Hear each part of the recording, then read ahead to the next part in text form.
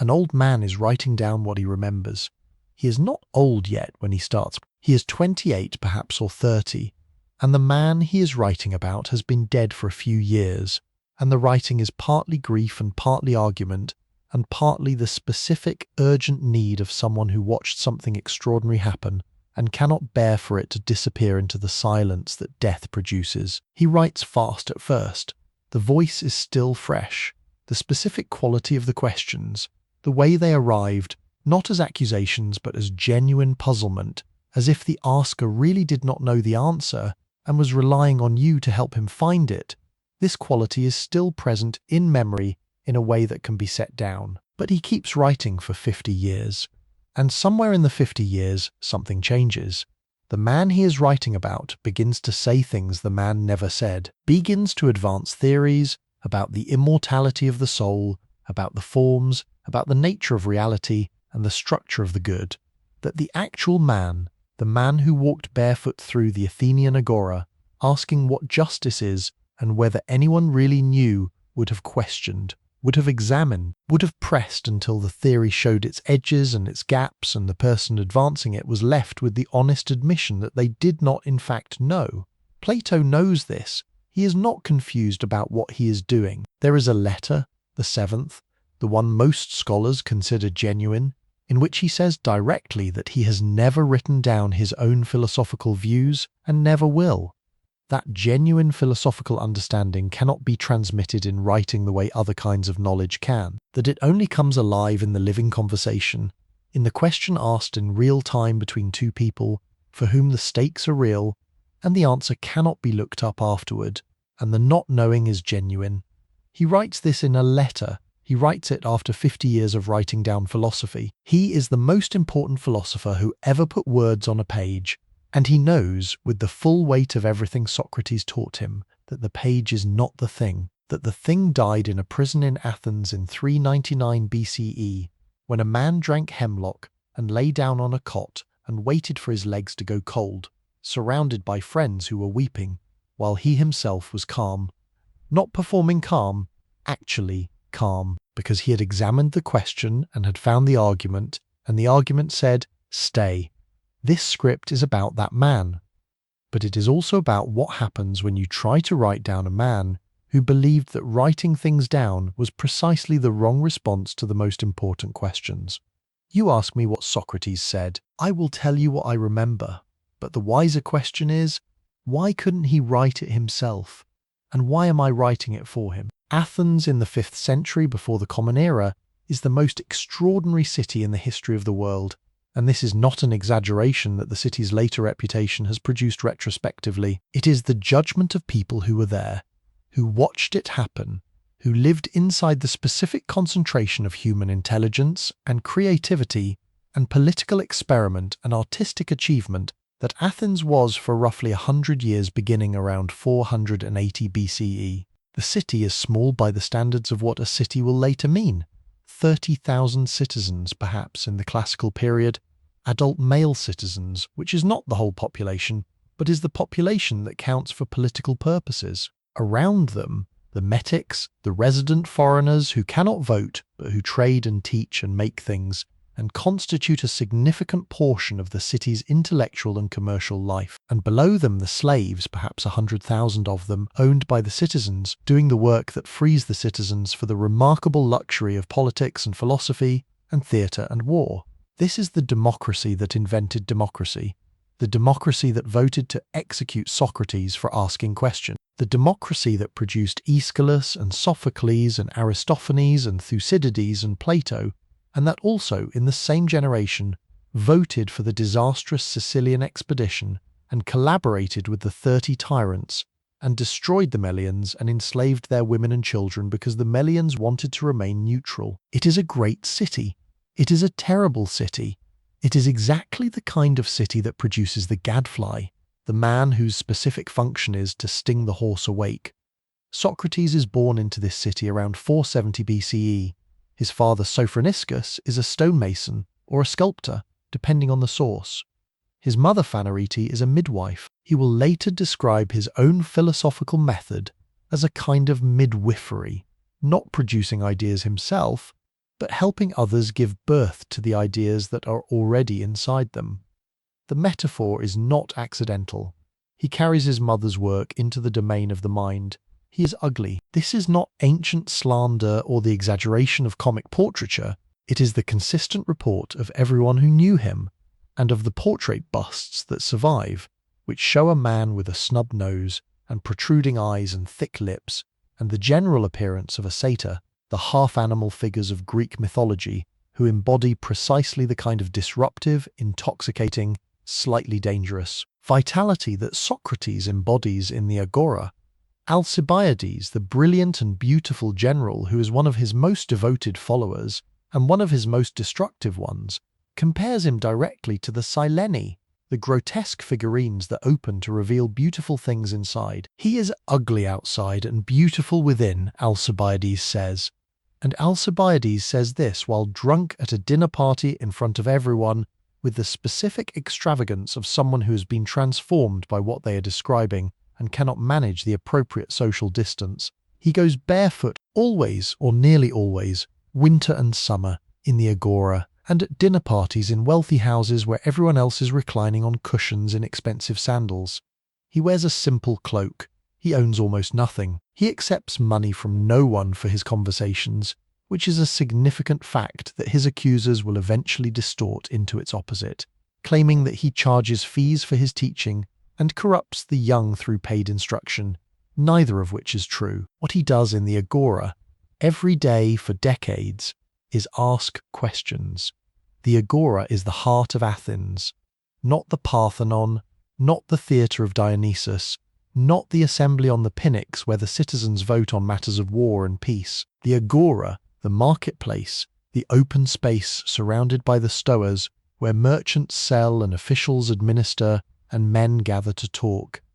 It is simultaneously the commercial and the social and the political centre of the city. Everything passes through it. Everyone can be found there. Socrates can always be found there, not selling, not buying, not administering, standing with a small group of people, usually younger men, often the sons of the city's most prominent families, asking a question. What is piety? He is talking to Euthyphro, a man on his way to prosecute his own father for impiety, confident in the righteousness of his action. Socrates asks, "What is piety?" Euthyphro provides an answer. Socrates asks another question. The answer develops contradictions. Another question. The contradictions multiply. Euthyphro, who arrived certain of his understanding, leaves uncertain. He has an appointment to get to. What is courage? He is talking to Larches and Nitias, two generals, men who have spent their lives practicing and commanding military courage. Socrates asks, what is courage? They provide answers. The questions arrive. The answers fail. Two generals, veterans of the Peloponnesian War, leave a conversation with a barefoot stonemason's son unable to define the thing they have spent their lives embodying. What is justice? He is talking to Thrasymachus, who has a sharp answer ready. Justice is whatever serves the interest of the stronger. Socrates asks, but is that good? The conversation that follows will eventually become the Republic, Plato's longest dialogue, his most ambitious philosophical work, a 300-page attempt to answer the question that Thrasymachus thought was simple. This is what he does. Every day, for decades, the city watches. Some are delighted. The young men especially, the sons of the aristocrats, the ambitious, the intellectually alive, find in Socrates' conversations the most exhilarating experience available in Athens. Not because Socrates gives them answers, because he destroys their false certainties with a precision and a gentleness that makes the destruction feel like a gift, because he takes their opinions seriously enough to examine them, because he is, in the specific, rare way of someone who is genuinely committed to honesty, not performing the examination. He actually wants to know. Others are not delighted. The politicians he examines discover they cannot define the concepts they govern by. The poets he questions find they cannot explain the poems they have written. The craftsmen he talks to, who do know their craft with genuine skill, make the mistake of assuming that because they know how to make shoes or build ships, they therefore know something about justice and virtue. Socrates is interested in this mistake. He examines it with the same patient, curious, slightly devastating attention he brings to everything. He makes enemies. Slowly, over decades, he makes enough enemies. There is a story Socrates tells at his trial that is the origin of everything. The story of how he became the gadfly, his friend Cherephan, impulsive, loyal, the kind of person who would do the dramatic thing without fully thinking it through, went to the oracle at Delphi. The oracle was the most important religious institution in Greece, the voice of Apollo, speaking through the priestess, answering questions about the future and the nature of things in the specific, ambiguous, always correct in retrospect way that oracles speak. Cherephan asked, "Is anyone wiser than Socrates?" The oracle said, "No." Socrates hears this and is genuinely baffled. He knows he is not wise. He has spent years examining the claims of other people to wisdom and finding them hollow, but this has never made him feel wiser, only more clearly aware of how much he does not know. The oracle cannot be lying. The oracle is the voice of Apollo, but the oracle cannot be right either, because Socrates knows perfectly well that he has no wisdom. He decides to investigate. He goes to the politicians first, the men who run the city, the men whose knowledge of governance and justice and the good is assumed to justify their authority.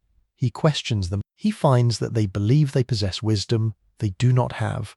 They think they know what justice is. They cannot say what justice is. He goes to the poets, the tragedians and lyric poets whose work Athens celebrates as the highest expression of human wisdom and insight. He questions them about their poems. He finds they cannot explain what the poems mean or why they are good. They produce the wisdom, apparently, without understanding it. Something moved through them. They were the vessel, not the source. He goes to the craftsmen, and here he finds something genuine. They do know their craft. They are genuinely expert in the specific skills their work requires, and this is real knowledge that the politicians and poets do not have. But the craftsmen have made a mistake. Because they know one thing well, they believe they know other things, the large things, the important things, justice and virtue and the good, that they have no special access to. Their genuine expertise in the small domain has infected their confidence in the large one. He returns to his conclusion. The oracle was right, not because Socrates has wisdom that others lack, because he knows he does not have it, and they believe they do. His wisdom consists entirely in knowing the shape of his own ignorance.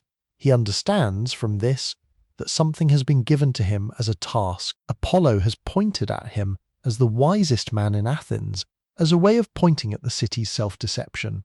The wisdom that he embodies is the wisdom of honest not knowing, and his job, the job assigned to him by the god, the job he will spend the rest of his life performing regardless of the consequences, is to go among the citizens of Athens and demonstrate this, to show them through the questioning that what they believe they know they do not know, that the first step toward genuine understanding is the acknowledgement of genuine ignorance. He is, he says at his trial, a gift of the god to the city. The city will eventually decide it would prefer not to receive the gift. He is not what a philosopher is supposed to look like. This matters more than it sounds. Athens in the 5th century BCE has a very clear idea of what excellence looks like. The word is kalos kagathos, beautiful and good simultaneously. The two qualities assumed to be connected, assumed to travel together, the beautiful body as the sign of the excellent soul, the aristocratic bearing, the physical grace, the face that looks like it belongs on a vase painting. This is the cultural assumption that runs through everything, through the gymnasium, where the young men train their bodies as seriously as their minds, through the symposia where beauty is the subject of philosophical discussion as well as its occasion, through the entire aesthetic and moral vocabulary of a civilization that has not yet learned to fully separate what you look like from what you are.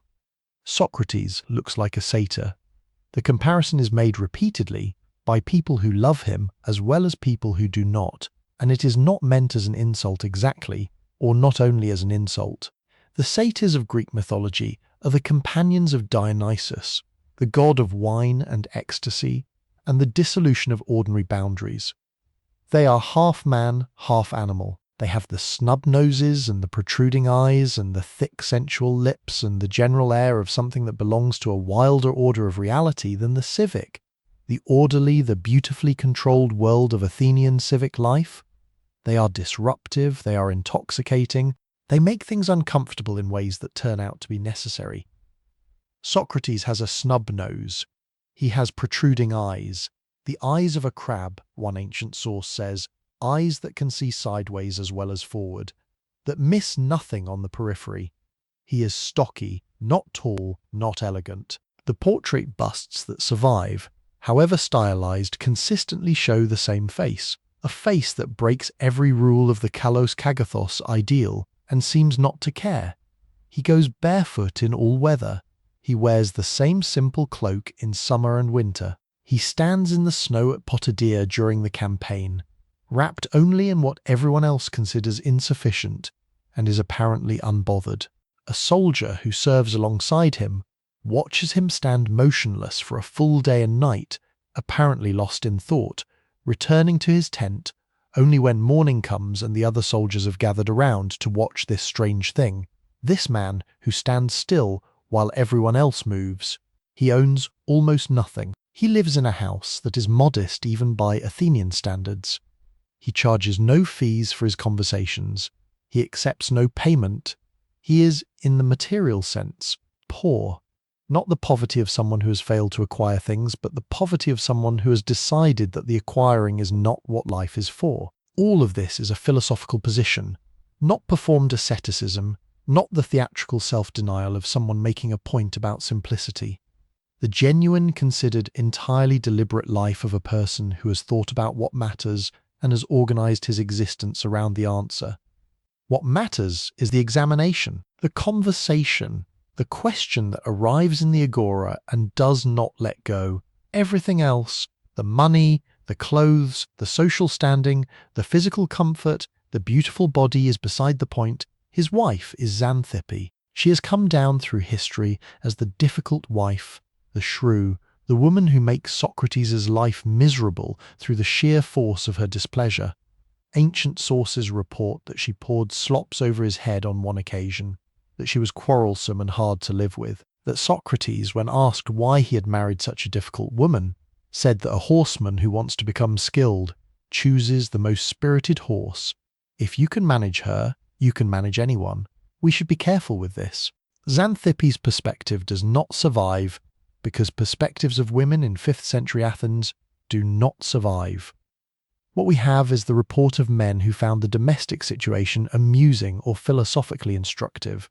What the domestic situation actually was, the specific difficulty of being married to a man who spent his days in philosophical conversation with the brightest young men in Athens, while contributing almost no income to the household, who owned nothing and wanted nothing and seemed genuinely indifferent to the material concerns that were her daily reality.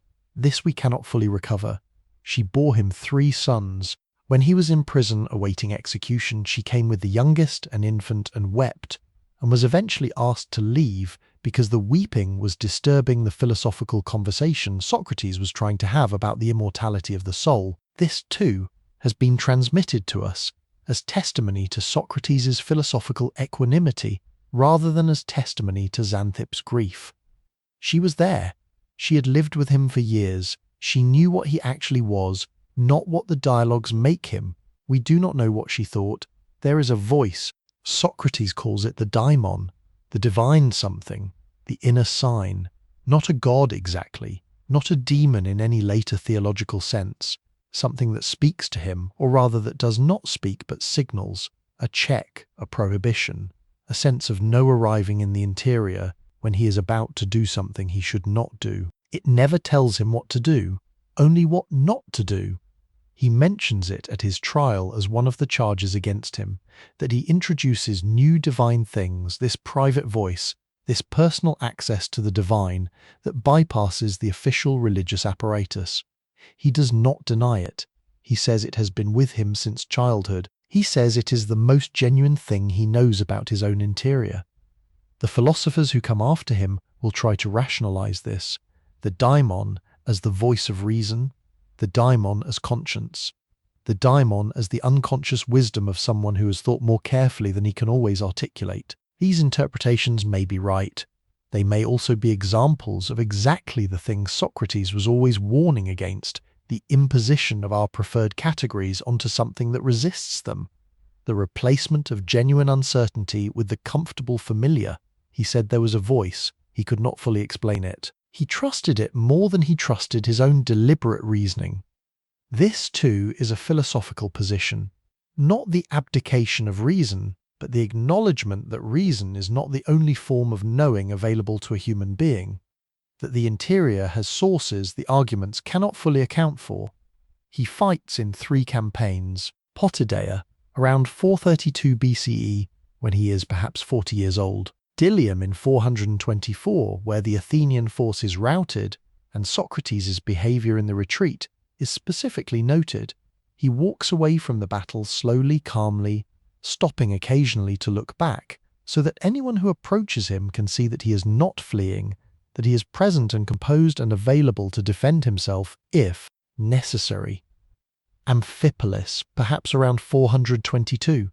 He is not a young man when he fights at Potidaea. He is in his late 30s at the earliest. He serves as a hoplite, heavy infantry, the citizen soldiers who form the backbone of the Athenian army. The equipment alone weighs perhaps 60 or 70 pounds. He carries it. He fights. He apparently fights well. There is a report that at Potidaea he saves the life of Alcibiades, the beautiful, brilliant, catastrophically self-destructive young general who becomes one of his most devoted followers and who will contribute, indirectly, to the circumstances that produce his trial. Alcibiades tells the story himself. At the dinner party recorded in Plato's Symposium, drunk and extravagant, and entirely without the careful philosophical framing that Socrates would bring to the same events. He says, "Socrates saved my life, and then insisted that I be given the prize for valour instead of him, because he cared more about my honour than his own." And then Alcibiades, who is not a modest person, says, "I was more beautiful than him, and so the generals were inclined to give the prize to me. But Socrates was more insistent." This detail, the ugly man pressing the prize for valour toward the beautiful young man, caring more for the other's honour than his own, is characteristic in a way that no philosophical argument could convey. It is Socrates, as he actually behaved, in conditions where behaviour reveals what philosophical positions cannot always demonstrate. He is also, at the dinner party, where Alcibiades makes this speech, the only sober person in the room. He drinks with everyone else, but does not get drunk. Alcibiades reports this with the mixture of admiration and frustration of someone who has been trying for years to find the edge of a man who does not seem to have one. He has tried to seduce Socrates. He has maneuvered them into situations that should have produced the response he wanted. Socrates has been warm, attentive, genuinely present, and entirely unmoved.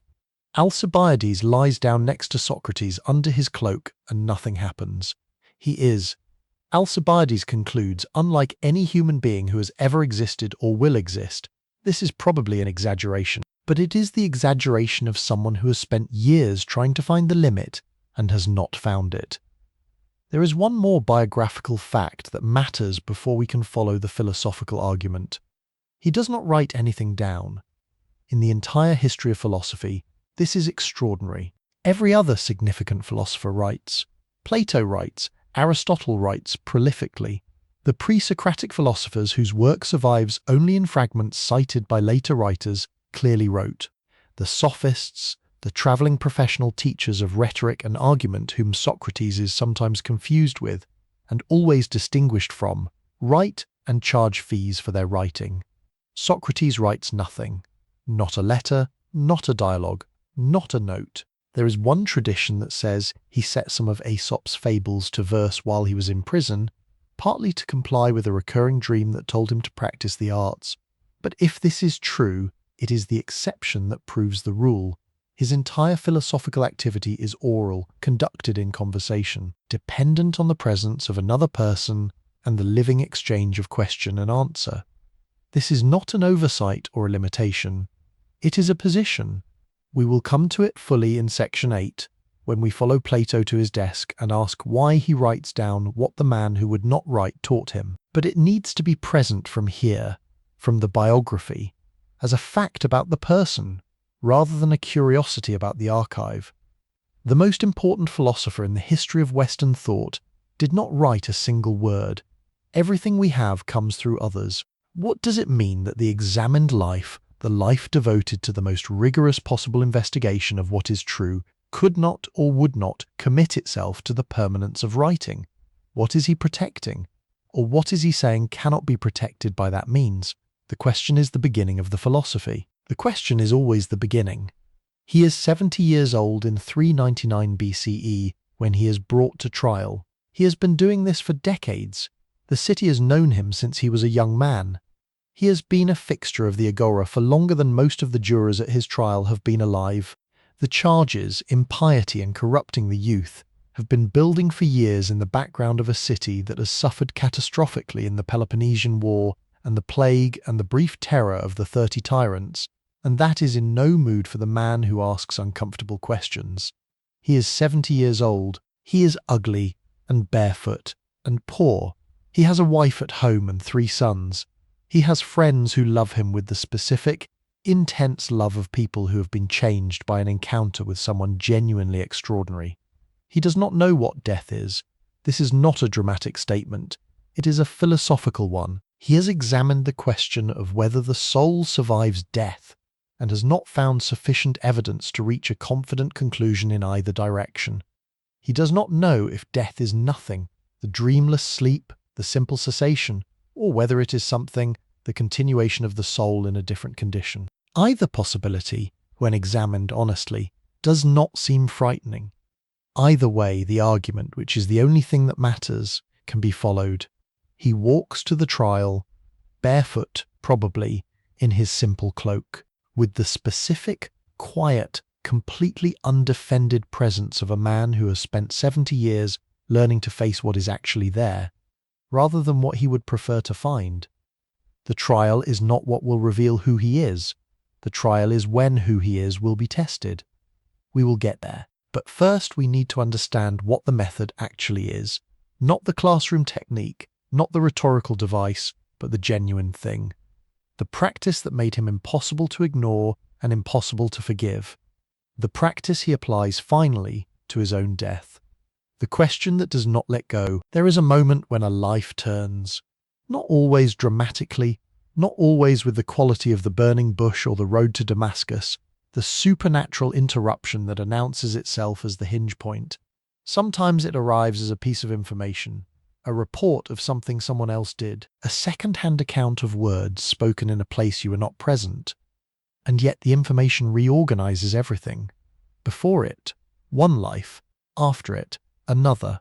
For Socrates, the moment arrives as a story about his friend Chaerephon. Chaerephon is one of those people who appear in the margins of history as vivid, slightly comic, entirely recognizable figures. The enthusiast, the loyal one, the man who does the dramatic thing without fully calculating the consequences. He is devoted to Socrates with the uncomplicated intensity of someone who has encountered something extraordinary and has organized his life around his proximity to it. He is thin, apparently, and pale, and excitable, and the comic poets make fun of him. He does not seem to care. At some point, the exact date is uncertain, probably sometime in the 430s, when Socrates is in his 30s or 40s, Chaerephon goes to Delphi. Delphi is the most important religious site in the Greek world, the sanctuary of Apollo, built on the slopes of Mount Parnassus, where the Pythia, the priestess of Apollo, sits on a tripod above a fissure in the earth and speaks in a voice that is not quite her own. The Greeks understand this as the direct voice of the god. The god speaks, the priestess is the medium, what is delivered is divine truth, though in a form that requires interpretation and that has a way of being correct in ways that become visible only after the event it predicted has occurred. People come from all over the Greek world to consult the oracle. Cities ask about wars, individuals ask about their fate. The answers are authoritative in a way that no other human authority can match, because they come from Apollo, the god of reason and of the sun, the god who is in some sense the patron deity of the entire Greek philosophical project, the god whose injunction at Delphi is carved above the entrance, know yourself. Chaerephon asks, is anyone wiser than Socrates? The oracle says, no. Socrates hears this and is genuinely disturbed, not flattered, not secretly pleased beneath a performance of humility. Genuinely disturbed in the way that a person is disturbed when they receive information that cannot be correct, but comes from a source that cannot be wrong. He knows he is not wise. This is not the false modesty of a man performing smallness in order to seem larger. He has spent years in conversation with people who claim to know things, and what he has found consistently, without exception, is that the claims dissolve under questioning. The politicians who claim to know about justice do not know about justice. The poets who produce beautiful work cannot explain what it means or why it is good. The craftsmen who know their specific skill mistake that knowledge for a broader understanding they do not have. He has done this long enough to know that he is not different, that he too would dissolve under questioning if someone asked the right questions with the right patience, that whatever he appears to know is honeycombed with gaps and unexamined assumptions and comfortable beliefs that have not been tested against reality. The oracle says he is the wisest man in Athens. The oracle cannot lie. He decides to investigate. The investigation is characteristic. He does not accept the oracle's verdict and organize his life around it. He does not allow the divine compliment to settle into his self-understanding as a fact about himself. He does what he always does with a claim that has arrived without examination. He examines it. He goes to the people whose wisdom is most widely recognized and questions them. The politicians first. Athens is governed by men who present themselves as experts in the most important things, in justice, in what is good for the city, in how human beings should live together.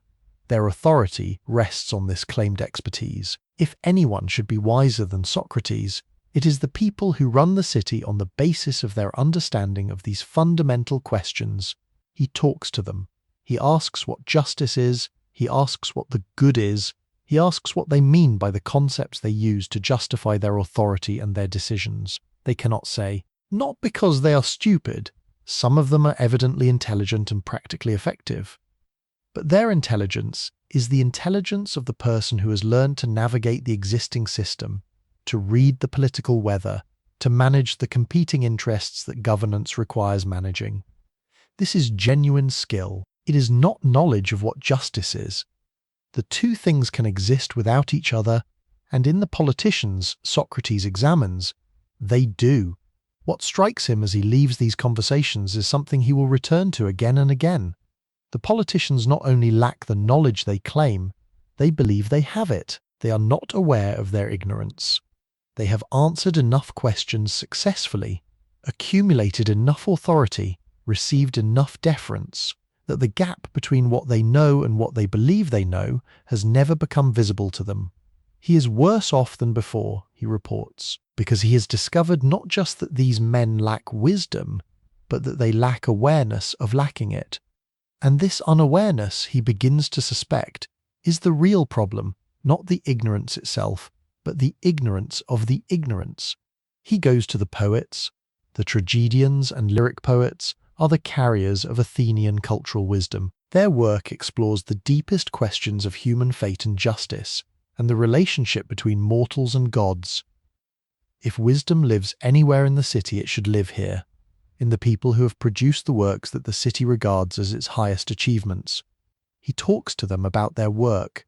He asks what the poems mean. He asks about the insights they contain, and how they were arrived at, and what the poet understands about the questions their work raises. They cannot say. They can produce the work. They cannot explain it. Something moves through them when they write.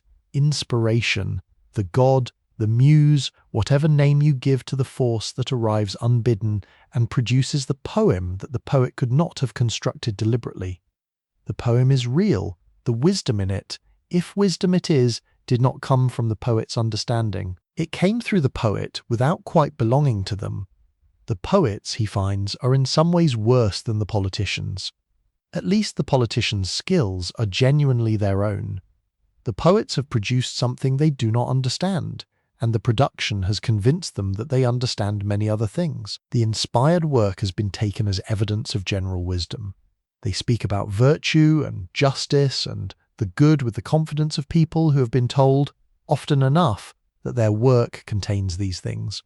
He goes to the craftsman. Here he finds something different and in some ways more interesting. The craftsmen, the shoemakers, the shipbuilders, the potters, the sculptors genuinely know things. They have real expertise in their specific domains.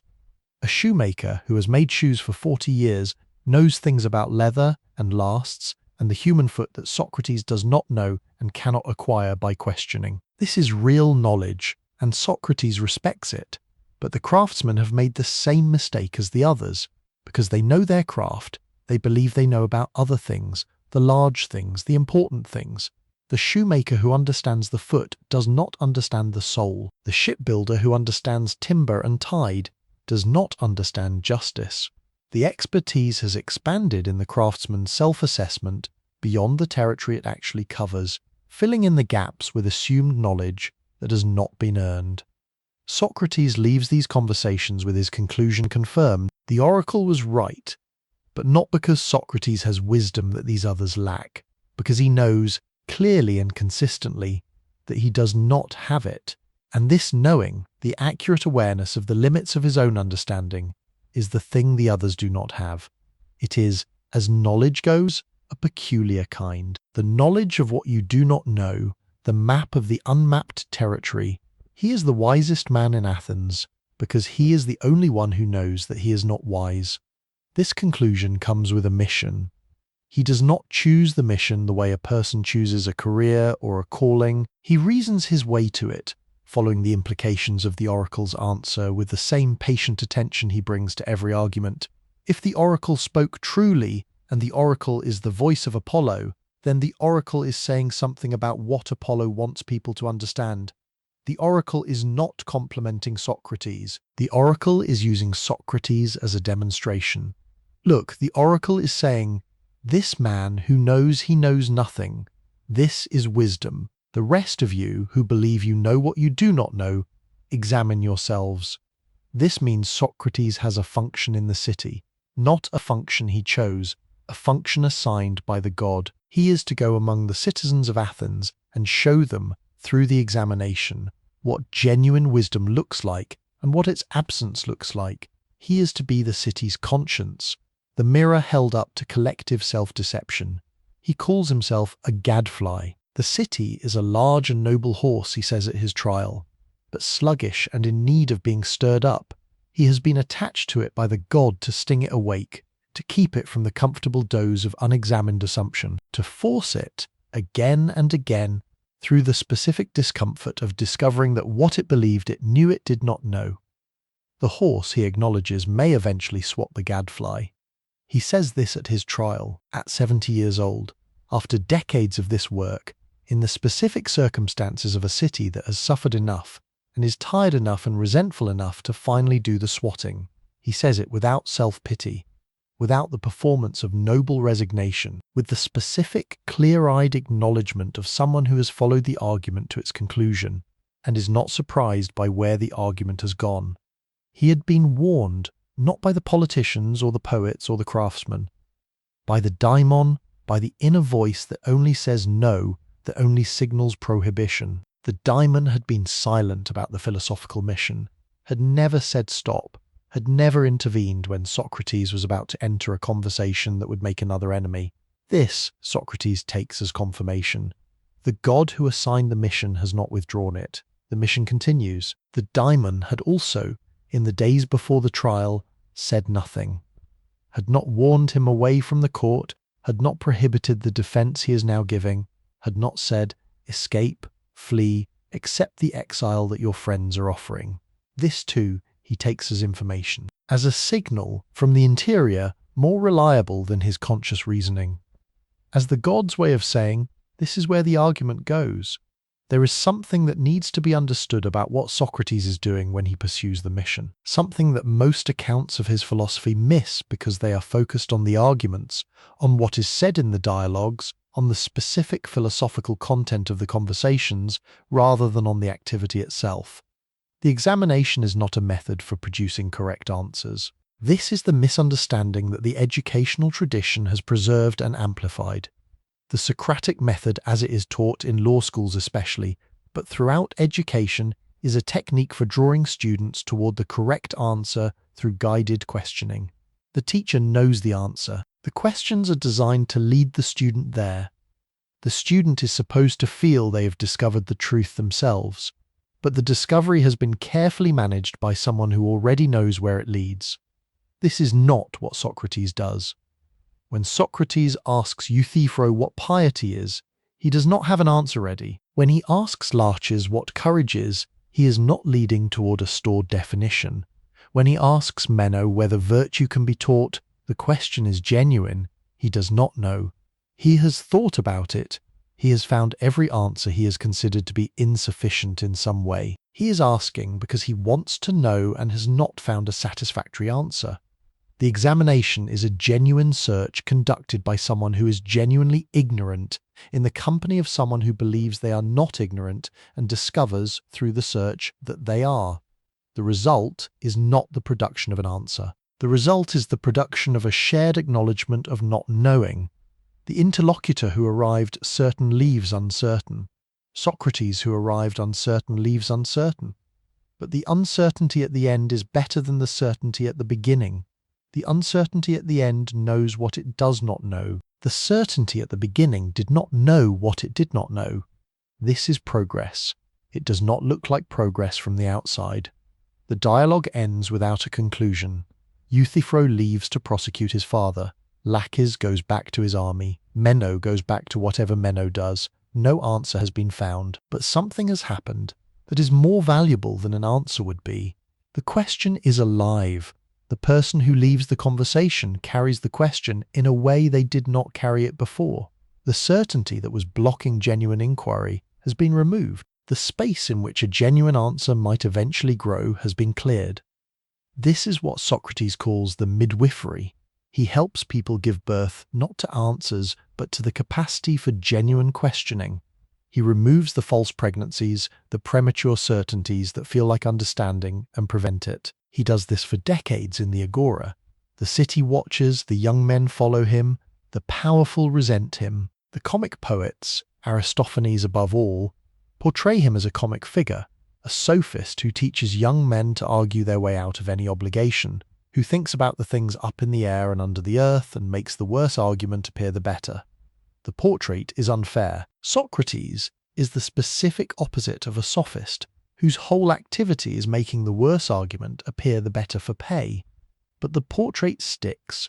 It sticks because comedy requires a recognizable target, and Socrates, with his barefoot poverty and his satyr face and his habit of cornering prominent citizens in the Agora and exposing their ignorance, is an irresistible target. He is funny, and he is threatening, and he is exactly the kind of figure that comedy needs. The man who takes seriously what everyone else takes for granted, who asks the question that everyone knows enough not to ask, who refuses the comfortable performance of knowing. He takes the comedy in stride. He is not without humour himself. The dialogues are full of it. The specific, dry, often devastating humour of someone who can see the absurdity of a situation clearly and is not above pointing at it. He is not the solemn sage of later philosophical tradition. He is a man in the Agora, asking questions, sometimes getting it wrong himself, following the argument wherever it goes, with the specific delight of someone who finds the chase more interesting than the quarry. But the enemies accumulate. The powerful men he has exposed do not forget. The prominent citizens who have been made to look foolish in front of their peers do not forgive. The city that has suffered through plague and catastrophic military defeat, and the brief, brutal tyranny of the 30, and is now trying to restore itself to become the Athens it was before everything went wrong, has no patience for the man who insists on asking whether Athens was ever right about itself. The year is 399 BCE. The charges are impiety and corrupting the youth.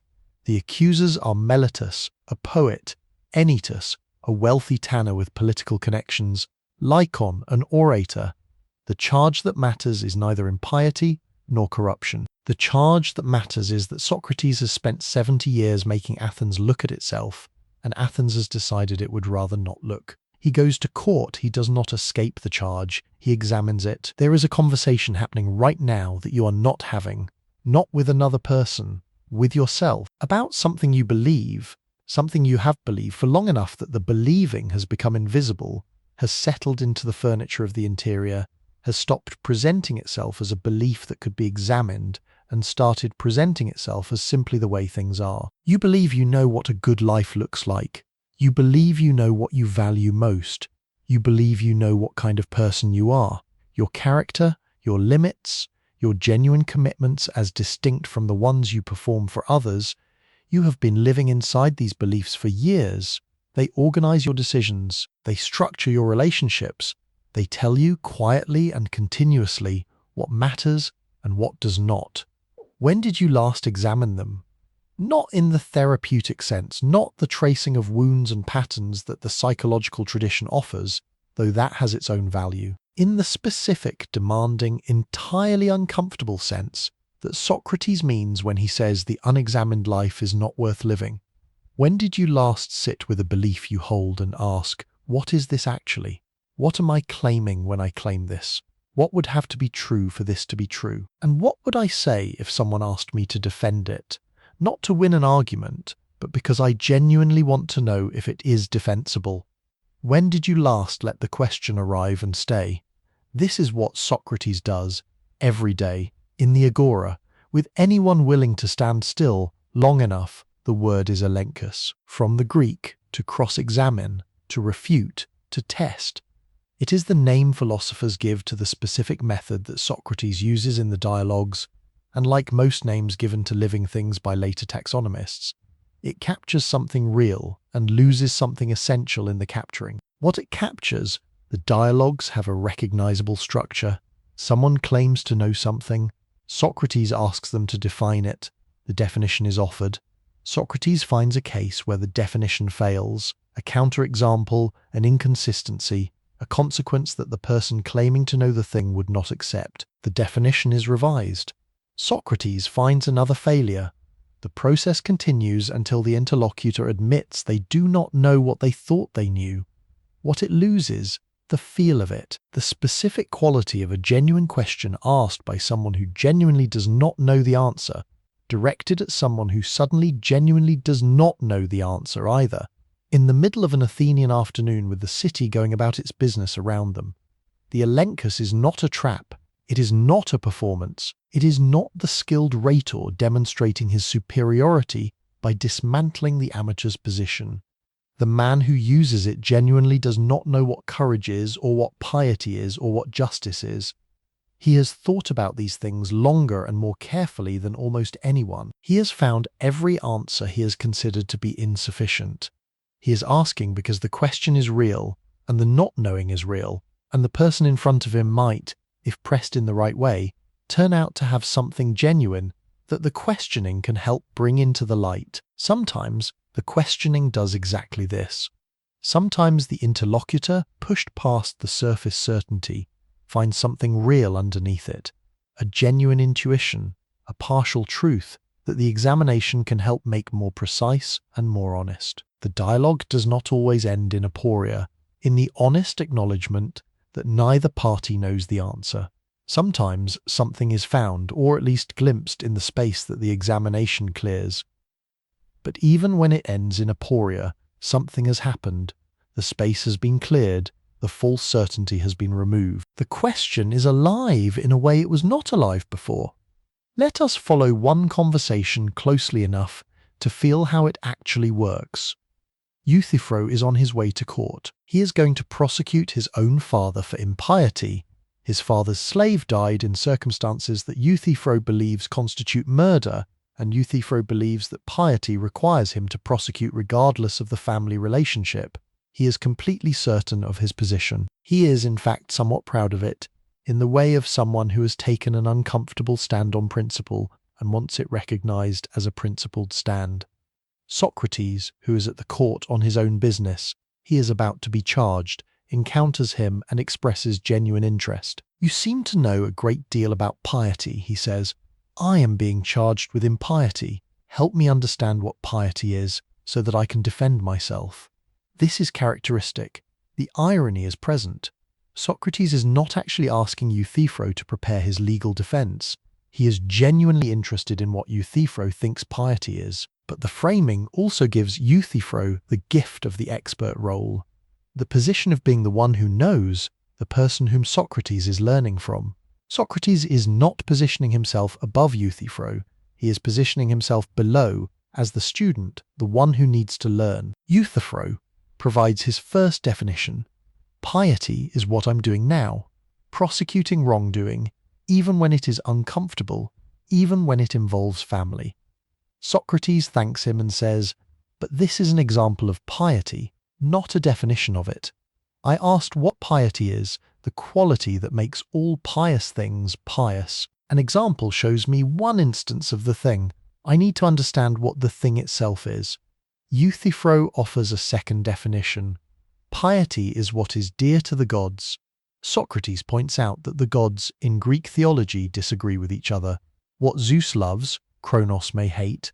What Athena approves, Ares may condemn. If piety is what is dear to the gods, and the gods differ, then the same action could be both pious and impious simultaneously.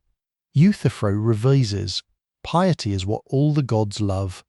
Socrates now asks the question that becomes one of the most famous in the history of philosophy, so famous it has a name, the Euthyphro dilemma. Is something pious because the gods love it, or do the gods love it because it is pious? If the gods love it because it is pious, then piety is something independent of the gods, something the gods recognize but do not create. This would mean piety has a standard that exists apart from divine approval, which raises the question of what that standard is and why the gods are needed at all. If something is pious because the gods love it, if the gods' love is what makes it pious, rather than recognizing a piety that already exists, then piety is arbitrary. Whatever the gods happen to love is pious, simply because they love it. There is no deeper reason. Euthyphro cannot navigate between these options. He tries several more definitions. Each one fails under examination. The conversation ends with Euthyphro saying he has an appointment and walking away. He has not found out what piety is. He is going to prosecute his father anyway. And Socrates is left where he started, not knowing what piety is, but knowing more precisely what he does not know and why the available answers are insufficient. The question that haunts the dialogues, the one that never gets fully answered but that every dialogue is circling, is the question Socrates identifies as the most important question available. How should one live? Not what should one do in this specific situation. Not which career should one choose, or whom should one marry, or which political faction should one support. The deeper question, what kind of person should one be? What are the things that genuinely matter, and how do you know they genuinely matter, rather than merely seeming to matter because you have not examined whether they do? The unexamined life is not worth living. This is the most famous thing Socrates says. It is also the most frequently misunderstood. It is taken as an endorsement of the philosophical life, the life of reflection, contemplation, the careful examination of ideas. It is taken as the philosopher's claim that people like Socrates live better than people who do not engage in philosophical examination. This is not quite what it means. What it means is more specific and more demanding. The unexamined life is not worth living because an unexamined life is not genuinely yours. The beliefs you hold without examining them are not really your beliefs. They are the beliefs of your culture, your parents, your class, your moment in history, transmitted to you and accepted without the process that would make them genuinely your own. The values you live by without examining them are not really your values. They are the values of whoever formed you, operating in you without your full knowledge or consent. The examination is what makes a life genuinely yours. Not because examining produces correct answers.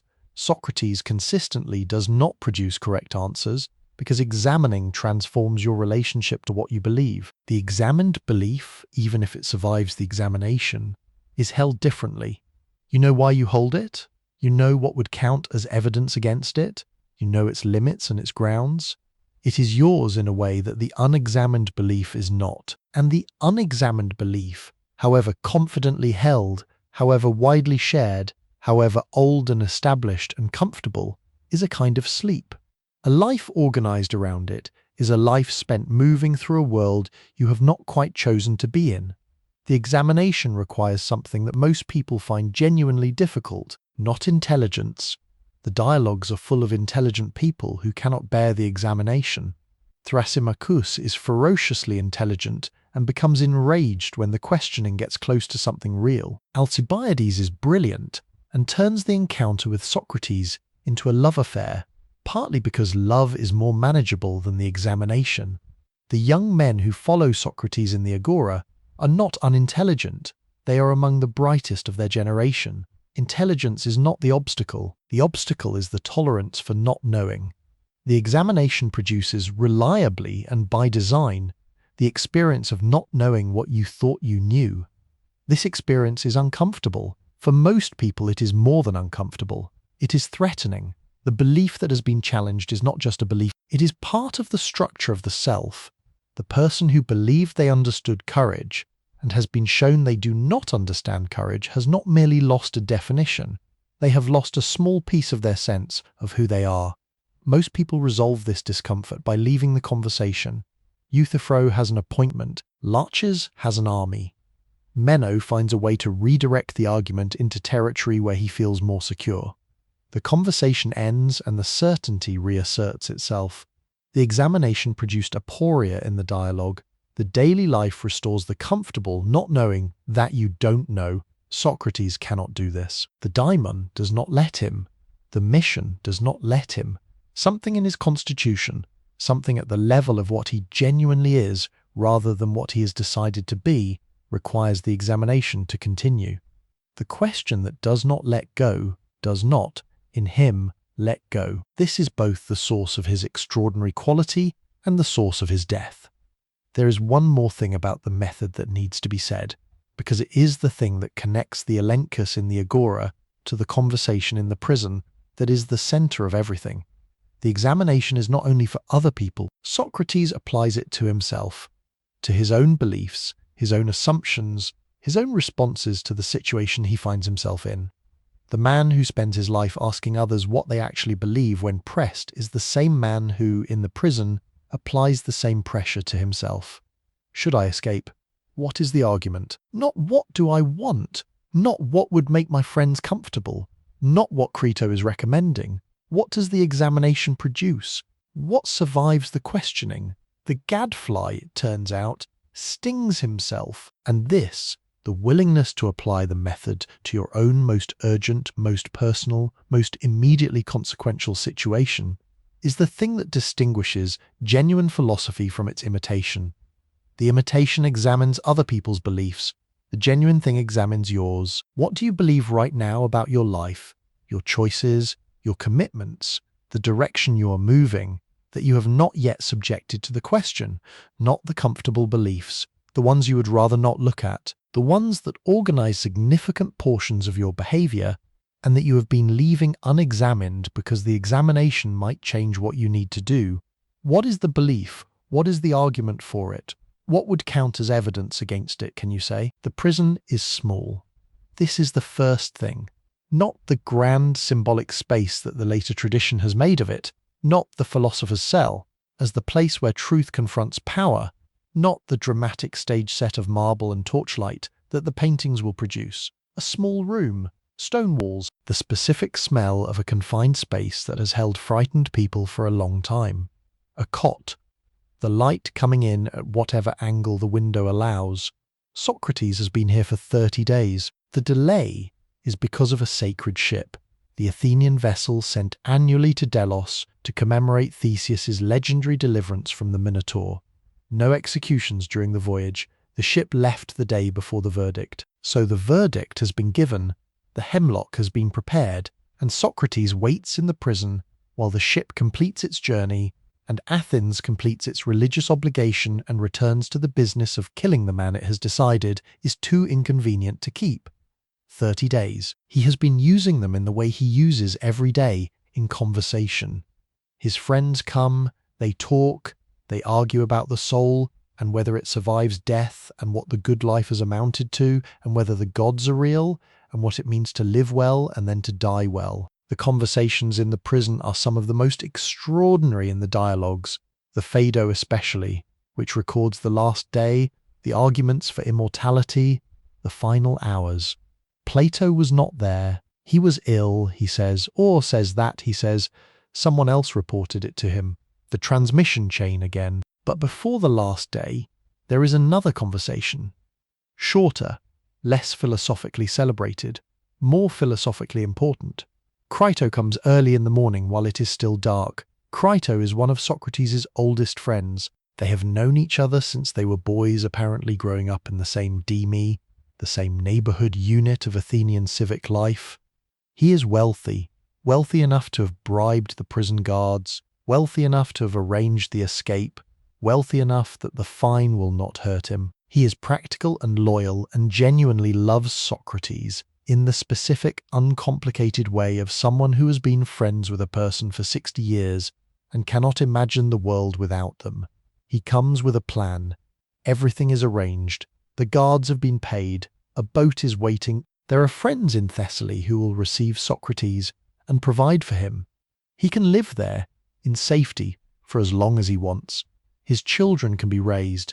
His friends will not lose him. The injustice of the verdict, which Crito believes is genuine injustice, not merely inconvenient, will not result in the death of an innocent man. All Socrates has to do is leave. Crito has more arguments. The friends who did not help Socrates escape will be thought cowardly. The money is no obstacle. Thessaly is safe. The children need their father. Socrates has an obligation to his sons that outweighs his obligation to a city that has treated him unjustly. He presents these arguments with the urgency of a man who has been awake all night and has 30 days of accumulated fear behind him, and who loves his friend and cannot understand why the friend is lying there calmly in the darkness with the execution one day away. Socrates listens. Then he says, "Let us examine the argument." Not, "Let us examine your feelings, Crito."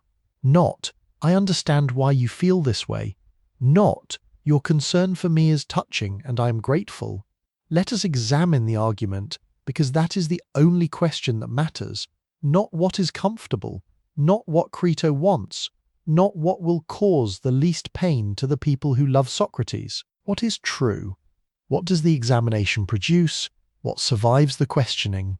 He begins, characteristically, not with the specific question of whether he should escape, but with the prior question of how to evaluate arguments. He says, we should not listen to the many, to the majority opinion, to what most people think about this situation. We should listen to the person who knows, the expert in what we are discussing. Crito agrees. This has always been their position. It is the Socratic position from the beginning. Truth is not decided by vote. What are we discussing? We are discussing what is just.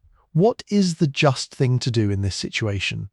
So we need to ask what justice requires, not what Crito fears, or what the friends worry about, or what public opinion will make of the escape.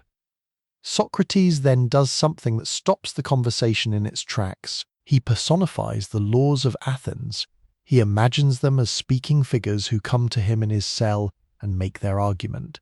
And he gives them the best argument he can construct, not the argument for executing him, the argument for his remaining and accepting the execution. The laws say, we have governed your entire life. You were born under us, educated under us, married under us, fought in our armies under us. You have had 70 years to leave Athens if you objected to how we operate.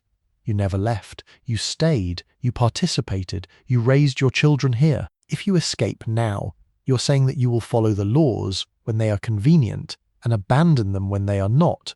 You are doing to the laws what your accusers did to you, making a private judgment that overrides the agreed process. And then the laws say something that is the hardest part. They say, if you had argued in court for exile, we would have accepted it. You chose not to. You chose to stay and argue on principle. You told the jury you would not stop philosophizing even to save your life. You had every opportunity to choose differently. You chose this. Socrates cannot find the counter-argument, not because he is not trying. He runs the argument several times. He considers Crito's points seriously, the injustice of the verdict, the obligations to the children, the escape that would cost nothing material. He finds none of them sufficient to override what the examination produces. The examination produces stay. Sit with this, not with whether Socrates made the right decision. That is a genuine philosophical question, and reasonable people have disagreed about it for 2,500 years. With what he is doing, with the specific quality of this moment in the prison, in the dark, with Crito's plan arranged, and the boat waiting. He is dying. Not in the abstract, in the specific, proximate, one-day-away sense of a man who knows that tomorrow he will drink hemlock and wait for his legs to go numb and lie down and not get up again. He has the option not to die. It is a real option. The guards are paid. The boat exists. Thessaly is genuinely willing to receive him. Crito is genuinely capable of arranging this and has done so. And Socrates applies the method to his own situation with the same patient, genuine, undeflected attention he has applied to every situation for 50 years. What is the argument? Not what do I want? He is not performing indifference to life. He loves his friends. He has enjoyed the conversations. He finds existence interesting. He is not secretly desiring death as a release from suffering. He is a man who has lived fully and would, other things being equal, prefer to continue living. Not what is safe. The escape is safe. That is precisely Crito's point. Safety is available, not what is easy. Staying is not easy. The hemlock is not easy. Leaving one's friends and one's city and one's life in full consciousness that you're doing so is not easy. What is the argument? He follows it. He follows it to where it goes, which is to the conclusion that the laws of Athens, corrupt as the specific verdict against him may be, represent something he has consented to for 70 years. That to abandon that consent now, when it has become personally costly, is exactly the kind of inconsistency the examination has always been designed to expose, that the person who lives by principle only when the principle is convenient does not live by principle. He stays. This is where all three threads of the script converge, not in theory, in a small stone room with one window and a cot and a friend who came before dawn. The method, he applies the examination to his own death with the same rigorous honesty he has applied to every other question. He does not give himself special treatment. He does not allow the urgency of the situation to override the requirement for honest thinking. The method is not suspended because the stakes are personal. The method is exactly what the stakes require. The paradox, he knows he does not know what death is. He has argued in the Apology, and will argue again tomorrow in the Phaedo, that death might be nothing, the dreamless sleep, the simple cessation, or it might be something he does not know. And this genuine not knowing, which would be paralyzing for someone who needs certainty before they can act, is for Socrates the condition of honest action. He acts not from certainty about what awaits him, but from clarity about what the argument requires now. The death chosen, not passively, not by failure to act, actively chosen, examined. The escape rejected not because Socrates lacks the courage to take it. He has been physically courageous his entire life, but because the examination does not support it. He chooses to stay with the specific, considered resolution of someone who has done the work. This is the most complete enactment of the philosophical life available to a human being. The philosopher who has spent his life saying the unexamined life is not worth living now examines the question of whether his own life is worth preserving, and stays with the result. Crito is not persuaded. Or rather, Crito cannot find the counter-argument either, but the inability to find the counter-argument does not make him feel better. He is still afraid. He still loves his friend. He still has the boat and the bribed guards and the friends in Thessaly. He asks, "Is there anything I can do?" Socrates says, "Nothing except what I always ask. Follow the argument wherever it goes." This is the last instruction, not a comfort, not a reassurance that everything will be all right. The last instruction is the first instruction, the only instruction. the instruction that contains the whole of the philosophy in 4 words. Follow the argument, not follow your feelings, though feelings are real and matter, not follow the majority, though the majority may sometimes be right, not follow tradition or authority or what is comfortable or what is safe or what would make the people who love you feel better. Follow the argument, find the most honest thing available and go toward it, even when the honest thing is uncomfortable, especially when it is uncomfortable, because the uncomfortable honest thing is exactly the thing the examination is designed to find. The examination is easy when the honest thing is also the convenient thing. It is only genuinely tested when they diverge.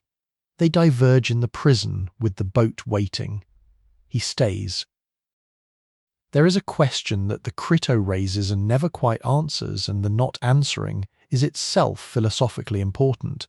Was he right? Not in the legal sense. Clearly the verdict was unjust by any reasonable standard. An old man killed for asking questions. In the philosophical sense, was the argument he followed the right argument? Did the examination reach the correct conclusion? The tradition has not agreed. Some philosophers have read the Crito as the supreme demonstration of moral integrity, the man who lives by principle accepting its full cost. Others have read it as a failure of the examination, Socrates, at the moment of greatest pressure, accepting the legitimacy of a process that was being used unjustly, privileging abstract consistency over concrete justice. Socrates himself in the dialogue acknowledges that the laws he is deferring to are not perfect. He is not claiming Athens is just. He is claiming that the agreed process, however imperfect, cannot be abandoned whenever it produces an inconvenient result without destroying the conditions that make any civic life possible. You can disagree with this. The examination leaves room for disagreement. That is part of the point. The examination does not guarantee correct answers. It guarantees honest engagement with the question. What Socrates models in the Crito is not certainty. It is the practice of following the argument genuinely, of giving the question the full weight of honest attention, of not deflecting into what is safe or comfortable when the question is actually live. He might have been wrong.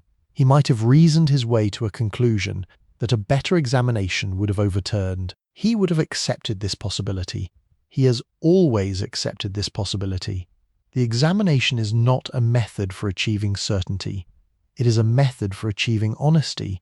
What is the argument? Not what is the certain answer. What is the most honest thing available given what I know and what I can examine right now?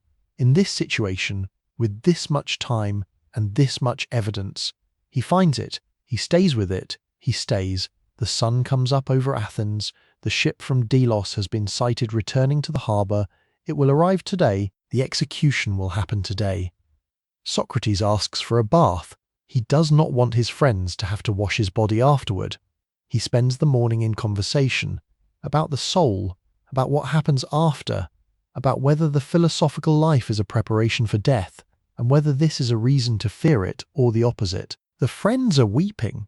Socrates is not weeping, not performing calm, not suppressing grief, actually calm in the specific way of the person who has examined the question and has found the argument and has decided to trust the argument rather than the fear.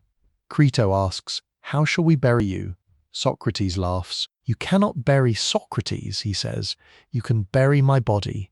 But first you have to catch it. I keep escaping from you during the arguments, and you cannot find me." The hemlock is brought. He drinks it without hesitation. He lies down. The coldness moves up his legs. He is talking to the end, or nearly to the end, conducting the last examination he will conduct, finding the last question he will find. His last words, as Plato reports them, are strange and debated and probably not intended as the summary of a life. He owes a cock to Asclepius, the god of healing. Please pay the debt. Some read this as Socrates expressing gratitude that death is a healing, a cure for the disease of life, as the Pythagoreans might have it. Others think it is simpler, a practical reminder the man attending to his obligations to the end, either way, attending to what is owed, following through, keeping the agreement. Crito says, "Is there anything else?" No answer. This is not what it sounds like. That is the first thing to say about it, because the most famous philosophical statement in Western history has been so thoroughly domesticated by repetition that it has lost almost all of its force. It has become the philosopher's polite disclaimer, the intellectual's performance of humility, the thing you say at the beginning of a talk to signal that you're aware of your own limitations before proceeding to demonstrate none of them. Socrates does not mean it as a disclaimer. He means it as the most precise description of his actual epistemic situation that he can produce. He means it as a philosophical position that took decades of rigorous examination to arrive at, and that cost him everything. He means it as something that, if you actually understood it and actually held it, would change the quality of every conversation you have, and every belief you carry, and every decision you make for the rest of your life. He means it as the hardest thing. Let us start with what it is not. It is not skepticism in the philosophical sense, the position that nothing can be known, that all claims to knowledge are equally unfounded, that the appropriate response to every question is a shrug. Socrates is not a skeptic. He believes some things are true and some things are false. He believes the examination can get you closer to the truth. He believes some answers are better than others. He is not saying knowledge is impossible. He is saying he does not have it. It is not false modesty. False modesty is the performance of smallness by someone who believes they are large. It is the rhetorical move that positions you as humble in order to be found wise, that disclaims knowledge in order to have the disclaimer received as evidence of depth. You can always tell false modesty because it produces its opposite. The person performing it wants to be recognized for the performance. Socrates does not want to be recognized for not knowing. He finds the not knowing genuinely distressing in the early dialogues, when the oracle's pronouncement has sent him on the investigation and he cannot resolve the contradiction. He has not achieved a comfortable relationship with ignorance. He has achieved an honest one. It is not the beginning of a process that ends in knowledge. The tradition that reads Socratic ignorance as the first stage, the clearing of false belief that prepares the ground for the construction of genuine understanding, is not wrong exactly, but it misses the permanence of it. Socrates does not arrive at the wisdom he disclaims having. He dies not knowing what justice is, not knowing for certain what the soul is, not knowing what comes after death. The examination does not resolve into knowledge at the end. The not knowing is not a phase. It is the permanent condition of genuine philosophical engagement. What it actually is requires sitting with it long enough to feel the weight. You are in a conversation with someone, a serious conversation about something that matters, about what you should do in a situation you're facing, about what you genuinely value, about what kind of person you actually are, as opposed to the kind of person you believe yourself to be. The conversation is going well in the superficial sense. You are articulate, your positions are coherent, you are saying things that sound right, that feel right, that organize your experience in ways that make sense to you. And then the question arrives. Not an aggressive question, not a gotcha. A genuine question asked by someone who actually wants to know the answer and does not know it and believes you might. What do you mean by that? You start to answer. The answer begins to form, and somewhere in the forming you notice something. A gap. A place where the explanation requires a concept you have been using without fully understanding. A place where what you just said depends on an assumption you have never examined. A place where the coherent position you were constructing has, on closer inspection, a foundation you cannot quite see. You keep talking. You patch the gap with words. The conversation moves on. But the gap was real. Socrates does not patch the gap. This is what distinguishes genuine philosophical inquiry from the social performance of thinking. He stops at the gap, he points at it. He says, "Here, there is something I do not understand. Let us look at this together." And the looking reveals that the gap is bigger than it appeared from the edge, that what you thought was a small uncertainty and a large understanding is actually a large uncertainty that the confident surface was concealing, that the thing you knew you did not know is surrounded by a territory of things you did not know, you did not know. The first kind of not knowing, knowing you do not know, is what Socrates has. The second kind, not knowing you do not know, is what everyone he examines has at the beginning of every conversation. His whole philosophical life is the patient, relentless conversion of the second kind into the first. Why is this the hardest thing? Because the second kind of not knowing is comfortable. The belief you hold without examining it does not hurt. It does not create the specific, uncomfortable pressure of the gap in the middle of the conversation. It sits in the interior, quietly organizing your experience, shaping your decisions, producing the confident sense of a person who knows what they think and why, which is not a genuine sense of knowing what you think and why, but is indistinguishable from it as long as the examination does not arrive. The examination hurts, not physically, in the specific way that genuine intellectual honesty hurts, the way it hurts to discover that the understanding you were relying on is not the understanding you thought it was, that the belief you have been living inside has a structure you did not fully see, that you have been more certain than you had any right to be. Most people resolve this hurt by stopping the examination, by finding an objection to the questioning that allows the original belief to be reinstated, by deciding that the questioner is being unreasonable or pedantic or adversarial, by walking away as Euthyphro walks away, because there is somewhere else to be.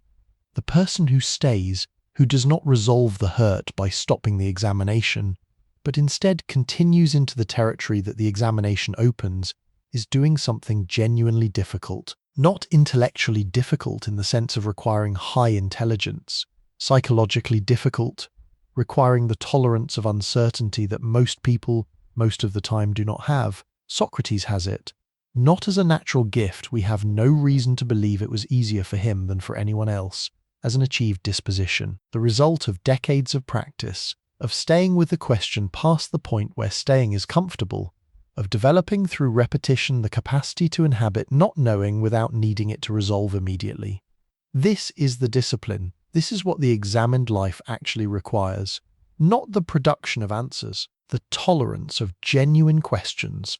There is a specific experience that the dialogues produce in readers who take them seriously enough to read them slowly. You begin a dialogue, the Meno perhaps, which asks whether virtue can be taught. The question seems manageable. You have opinions about virtue and about teaching. You expect the dialogue to examine these opinions and produce a refined version of them. The dialogue does not do this. It examines the opinions and finds them insufficient. Every attempt to define virtue fails. Every attempt to explain whether virtue can be taught runs into the problem that nobody can define what virtue is, which makes the question of whether it can be taught unanswerable.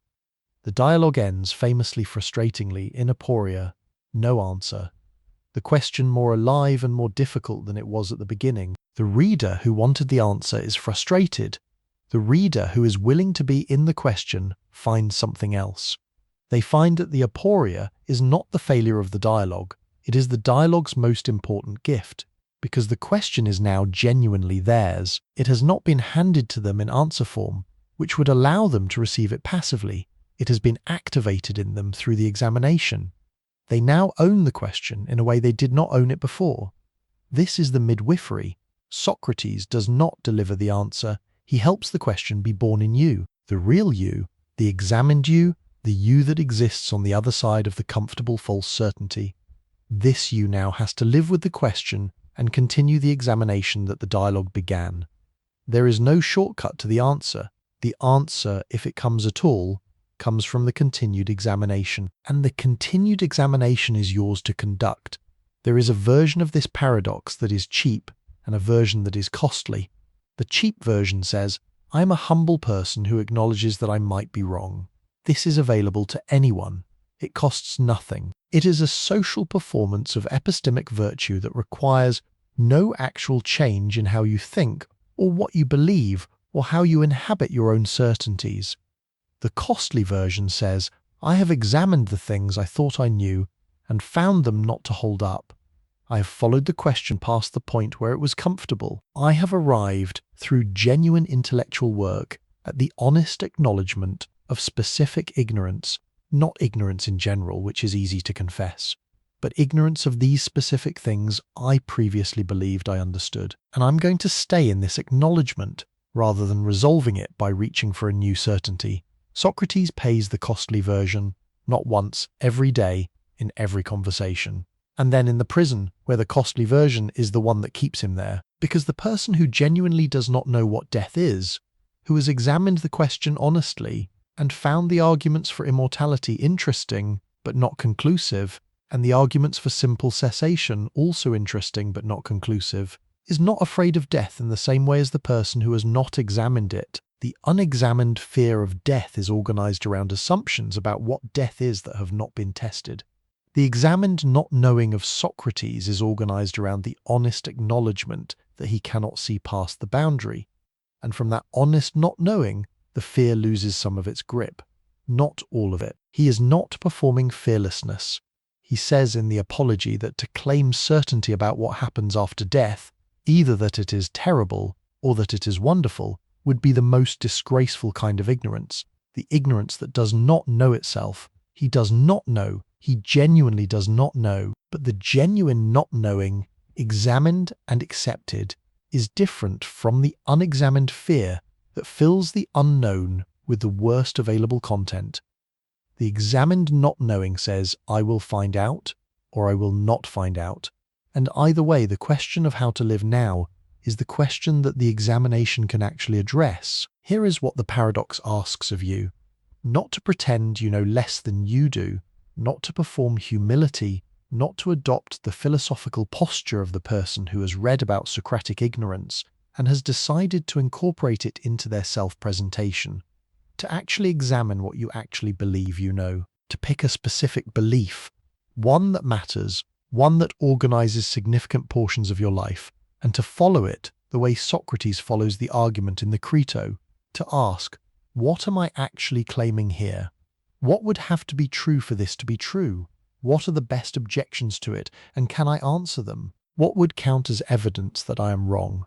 And to stay with what the examination produces, even if what it produces is the uncomfortable recognition that the belief you were relying on is less certain than you needed it to be. Even if what it produces is a gap where the foundation was, even if what it produces is not an answer but a more honest question. The paradox is not a destination, it is a practice. The practice of arriving again and again at the honest edge of what you know, of staying there long enough to see clearly, of resisting the pull back toward the comfortable certainty that the social world constantly offers as an alternative. You will not achieve Socratic ignorance.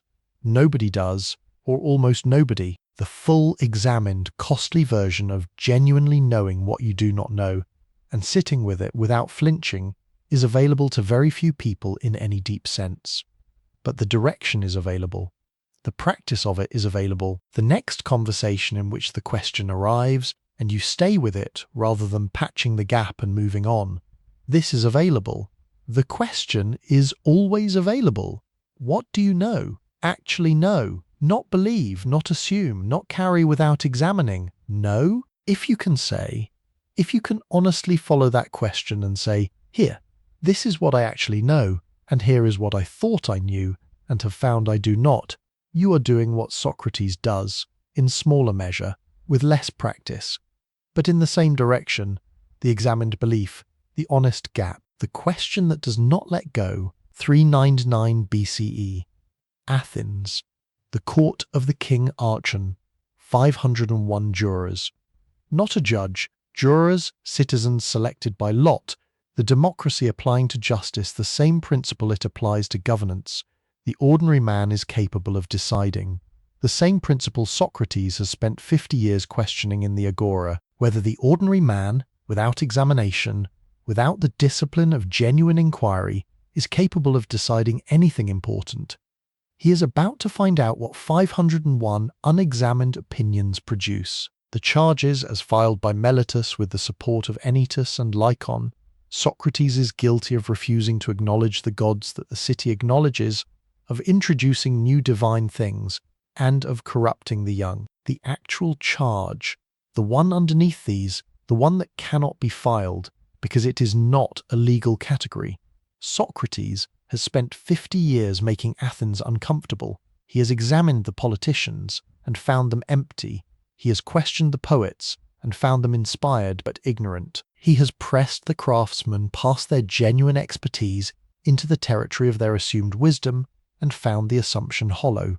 He has done this publicly, in the agora, in front of their peers, in front of their sons. He has done it without malice. This is the hardest thing for the resentful to bear, without malice, with genuine curiosity, as if the examination were a gift rather than an attack. Athens has decided to return the gift. He defends himself. This needs to be said directly because the apology, Plato's account of the defense speech, is sometimes read as the speech of a man who did not try to win, who deliberately antagonized the jury, who chose martyrdom over acquittal, who performed philosophical integrity at the expense of practical wisdom. This reading is wrong. Socrates tries to win. He argues his case with genuine rhetorical skill.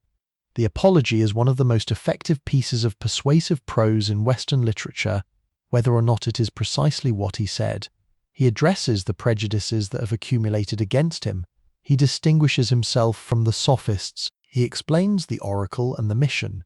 He presents himself accurately as someone who has served the city rather than harmed it. But he tries to win on his own terms. This is the crucial distinction. He will not adopt the conventional strategies of Athenian legal defense. He will not bring his weeping family into the court to appeal to the jurors' sympathy, a standard move, expected, almost required by convention. He will not beg. He will not perform the appropriate emotional register of the accused man who knows his life is at stake and wants the jury to feel the weight of that. He will not, above all, stop being Socrates. He says this explicitly. He tells the jury that someone might ask, "Why can't you just go into exile, go somewhere else, stop philosophizing?" And he gives the answer that seals his fate, because the god has assigned him this work, and to abandon it would be to disobey the god, and he will not do this even to save his life. He would sooner die, he says, than give up the examination. The unexamined life is not worth living even to preserve the life. 501 jurors hear a man say he would rather die than stop doing what they are prosecuting him for. They are not amused. The vote on guilt, 280 guilty, 221 not guilty, a margin of 59, not overwhelming. More than a third of the jury believes he is innocent. In a different political moment, in a city less raw from its losses, the margin might have gone the other way. Under Athenian procedure, the convicted man may propose an alternative penalty to the one the accusers have requested. The accusers request death. Socrates can propose something else: exile, a fine, some arrangement that would satisfy the court's need to have done something without requiring his execution. His friends urge him to propose exile or a substantial fine. Plato and others will guarantee the money. The jury will almost certainly accept either. The case will be over. He will live. He proposes a fine of 30 minae, a substantial but not enormous sum, guaranteed by his friends. He says this proposal is already more than he deserves. What he actually deserves, he says, is to be given free meals at the Prytaneum for the rest of his life. The honor given to Olympic victors, to men who have genuinely benefited the city. He has genuinely benefited the city. The jury hears the man they have just convicted offer this assessment of what he deserves and request only a fine as an alternative penalty. The vote on penalty: 360 for death, 141 against. 80 more jurors vote for death than voted for guilt. The proposal infuriated people who had voted to acquit him. He addresses the jury after the verdict. What he says now, with nothing left to manage, with the performance of the defense speech over and the outcome fixed, is the Socrates who has been present throughout, but who the legal context was slightly constraining. He tells the jurors who voted for death that they have made a mistake. Not morally, though that too, but practically.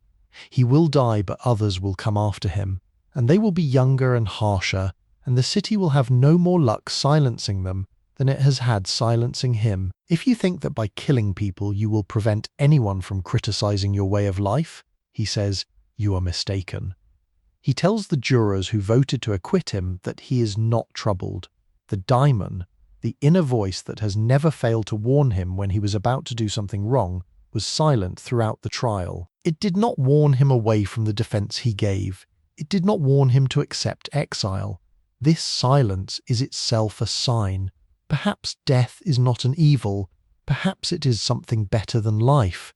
He does not know, but the silence of the diamond tells him not to fear it. He asks them to do something for his children when they are grown. If his sons seem to care more about wealth or reputation than about virtue, if they think they are something when they are nothing, treat them as he has treated the citizens of Athens. Question them, make them uncomfortable. Do not let them sleep. He has been the gadfly for 50 years. He is asking them to sting his children in his absence. Then he says something that has lasted 2,500 years and will probably last as long as people think carefully about how to live. The hour of departure has arrived, and we go our ways, I to die and you to live. Which is better? Only the God knows. The trial is not the climax of the story. This is what the structure map identified, and what needs to be felt rather than merely noted. The trial is where the philosophy is tested publicly. The prison is where it is tested privately. The public test, 501 jurors, the formal charges, the defense speech, the verdict, is the institution's judgment on the man. The private test, Crito in the darkness, the arranged escape, the question what is the argument, is the man's judgment on himself. The public test is dramatic. It has the quality of great theatre. The stakes are visible, and the audience is large, and the defendant is extraordinary, and the outcome is genuinely unjust, and the injustice is clear to anyone who examines it. The private test has none of this. Two old men in a small room, one of them crying, one of them asking a question. The private test is the harder one, because in the public test, Socrates is playing a role that the situation provides. The philosopher on trial, the man who will not recant, the gadfly who tells the horse it has been wrong to want him silenced. The role is genuine.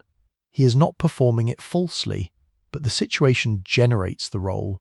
The 501 jurors and the formal charges and the centuries of anticipation create a context in which the heroic position is available and recognizable. In the prison, there is no context, just the question, should I leave? What is the argument? There is no audience for the answer, no historical record being made, or none that Socrates knows of, no jurors to be persuaded, no philosophers to be impressed, just the examination conducted as it has always been conducted, in the presence of someone who genuinely wants to know the answer. Applied this time to the question of whether the philosopher should live, he applies it. He stays with what it produces. He stays. This is the trial that matters, not the one with 501 jurors, the one with an audience of one, conducted in the dark, that produced no applause and no record and no historical moment. The one that only happened because a man spent 50 years practicing the thing that made it possible. There is something that needs to be said about the jurors, about the 501 men who voted. They were not villains, they were not stupid, they were citizens of Athens, educated, politically engaged, the people who had built and defended, and were trying to rebuild the city that had produced more concentrated genius per square kilometre than any place before or since. They had survived the plague and the Peloponnesian War and the 30 tyrants, and they were tired, and they wanted their city back, and they had found in Socrates a convenient symbol of everything that had gone wrong. This is not a defence of their verdict. The verdict was wrong. It was the judicial murder of a man who had spent his life in the city's service. It was the city eating its gadfly and calling it justice. But it was also the entirely predictable consequence of what happens when a man spends 50 years removing comfortable certainties from people who need comfortable certainties to function. The politicians whose emptiness he exposed went home and lived with the exposure. The poets whose inspiration he distinguished from understanding went on producing poems that Athens celebrated. The craftsmen whose assumed wisdom he deflated went back to their shops. They did not forget the charge of corrupting the youth is worth pausing on. It is not entirely fabricated. Socrates did change young men. Alcibiades, perhaps the most gifted politician of his generation, became erratic and self-destructive in ways that some Athenians blamed on Socratic influence, on a philosophical education that undermined the conventional pieties without replacing them with something stable. Critias, one of the 30 tyrants, had been associated with Socrates. The charge is not invented from nothing. But the corruption the charge describes is not what Socrates did. He did not teach young men that nothing was true, or that power was all that mattered, or that the clever argument could justify any action. He taught them to examine, to ask what the argument was, to stay with the question past the point of comfort. What some of them did with this teaching, whether they used the examination as genuine inquiry or as a tool for sophistical argument, was their doing, not his. He knew this. He said it at the trial. He cannot be held responsible for what his interlocutors do with the conversations. He is not their teacher in the conventional sense. He has no school. He takes no fees. He produces no doctrine. He produces only the living conversation. And what the conversation does in the person who has it is not under his control. He is right about this. He is also, from the perspective of the city, not entirely wrong to face the consequence. Not because the consequence is just, because consequences follow from actions with the necessity that Socrates has always acknowledged. He has been examining the city for 50 years. The city has decided to respond. The examination has produced the trial. The trial has produced the verdict. The verdict has produced the prison. The prison has produced the conversation with Crito. Everything follows. Everything is connected. The examination applied to the trial produces the same conclusion it produced in the prison. Stay, follow the argument, let the consequences be what they are. Plato is sitting at a desk. He is not young anymore. The man who was 28 or 30 when Socrates died has been writing for decades, and the writing has taken him further than he planned to go, further than a memorial to a teacher should go, into territory that is increasingly his own rather than Socrates's. He knows this. He cannot not know this. He is too intelligent and too honest to miss what has happened to the project over the years. He set out to preserve a voice. He has ended up adding to it. The early dialogues, the apology, the Crito, the Euthyphro, the Meno, the Laches, these are closest to the historical man. The questions are genuinely open. The method operates without a hidden destination. Socrates asks and examines, and the dialogue ends in aporia, in the honest not knowing, that the examination consistently produces.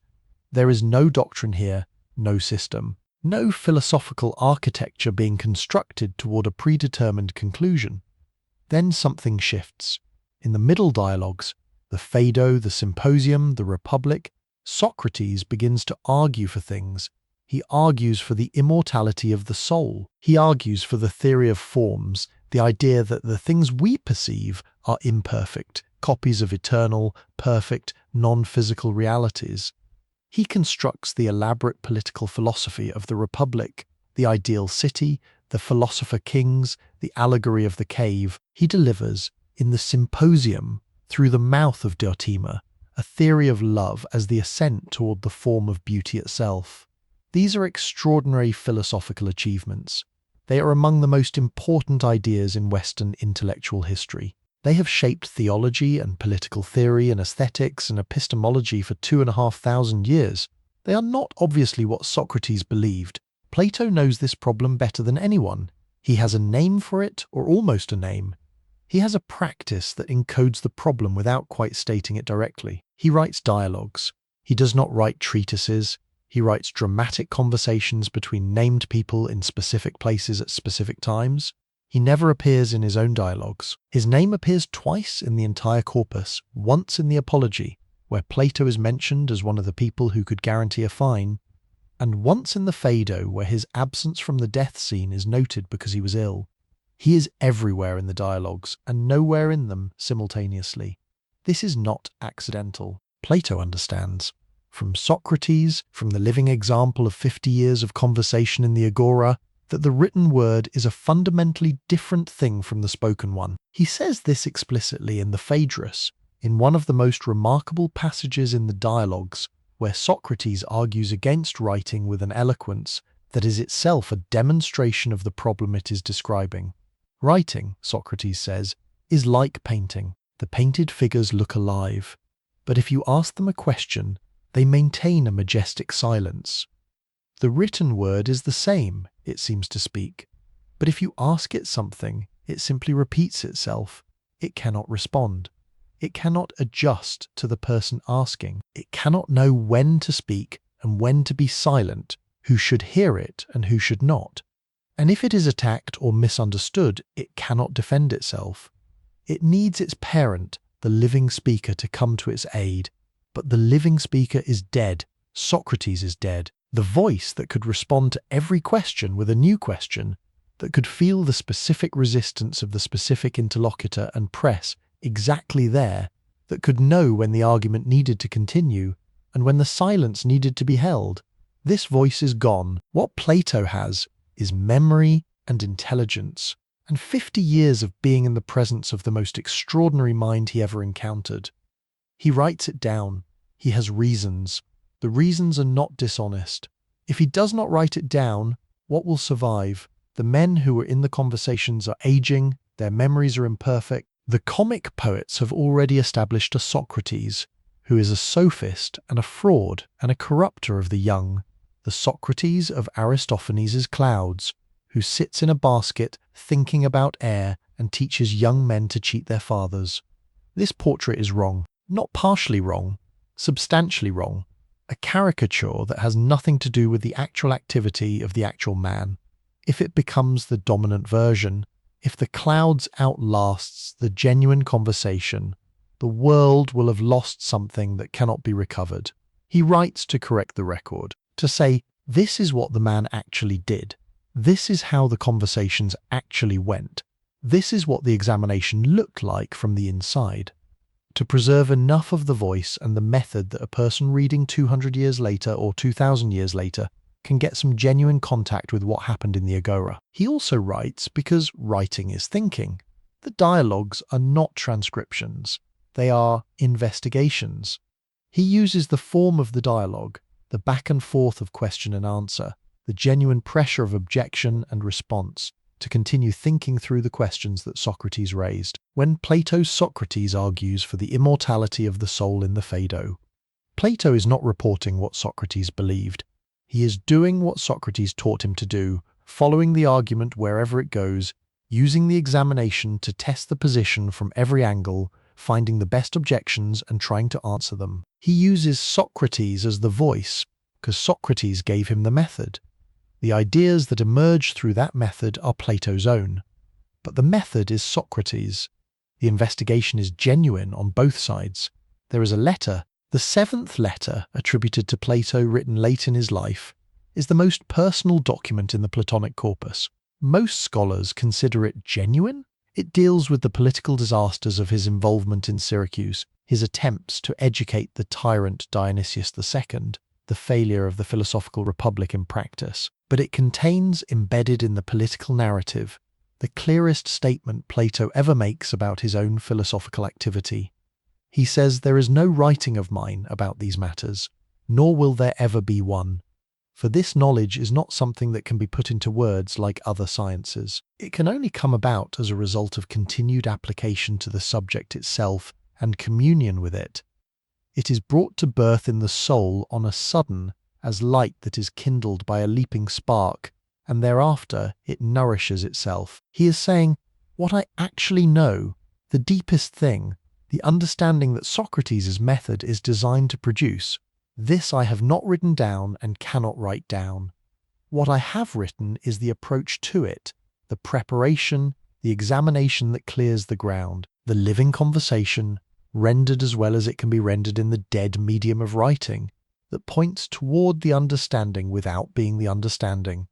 He is saying, in other words, exactly what Socrates said in the Phaedrus.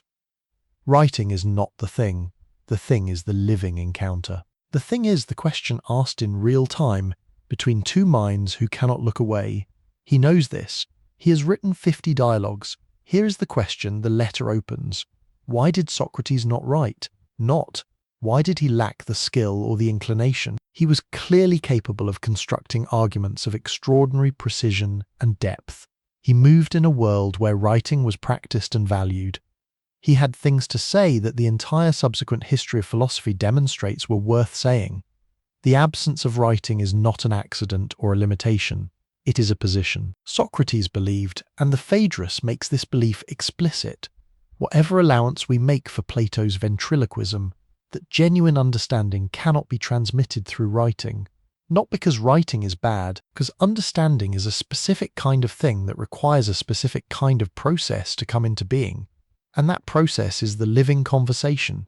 You cannot understand justice by reading about it. You can understand it only by being pressed in real time by a genuine question about what justice actually is, and following that question past the point where you thought the answer was, and discovering the inadequacy of the answer, and pressing further and living in the not knowing that the further pressing produces, and finding, if you are fortunate and persistent and honest, something real in the space that the removal of the false certainty opened. This process requires the other person, not any other person, the person who can ask the right question at the right moment, the person who can feel where the resistance is and press exactly there, the person who is not trying to win the argument but genuinely wants to know what is true and is willing to be wrong in the service of finding it.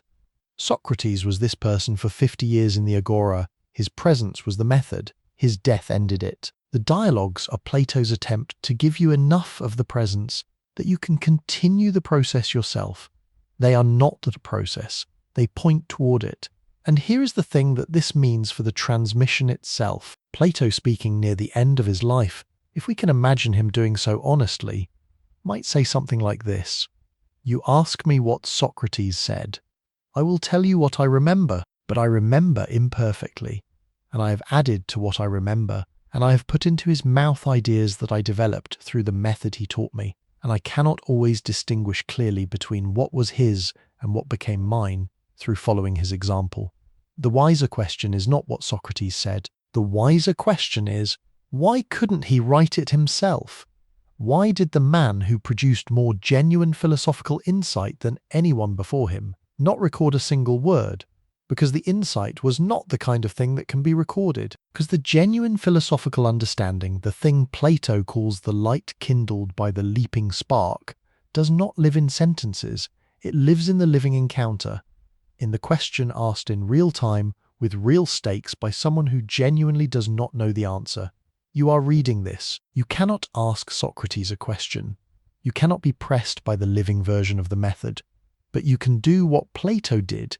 You can take what the writing gives you, the outline of the method, the shape of the questions, the feel of how the examination operates, and you can apply it yourself to your own beliefs, in your own conversations, with the specific, uncomfortable, entirely necessary honesty that the method demands.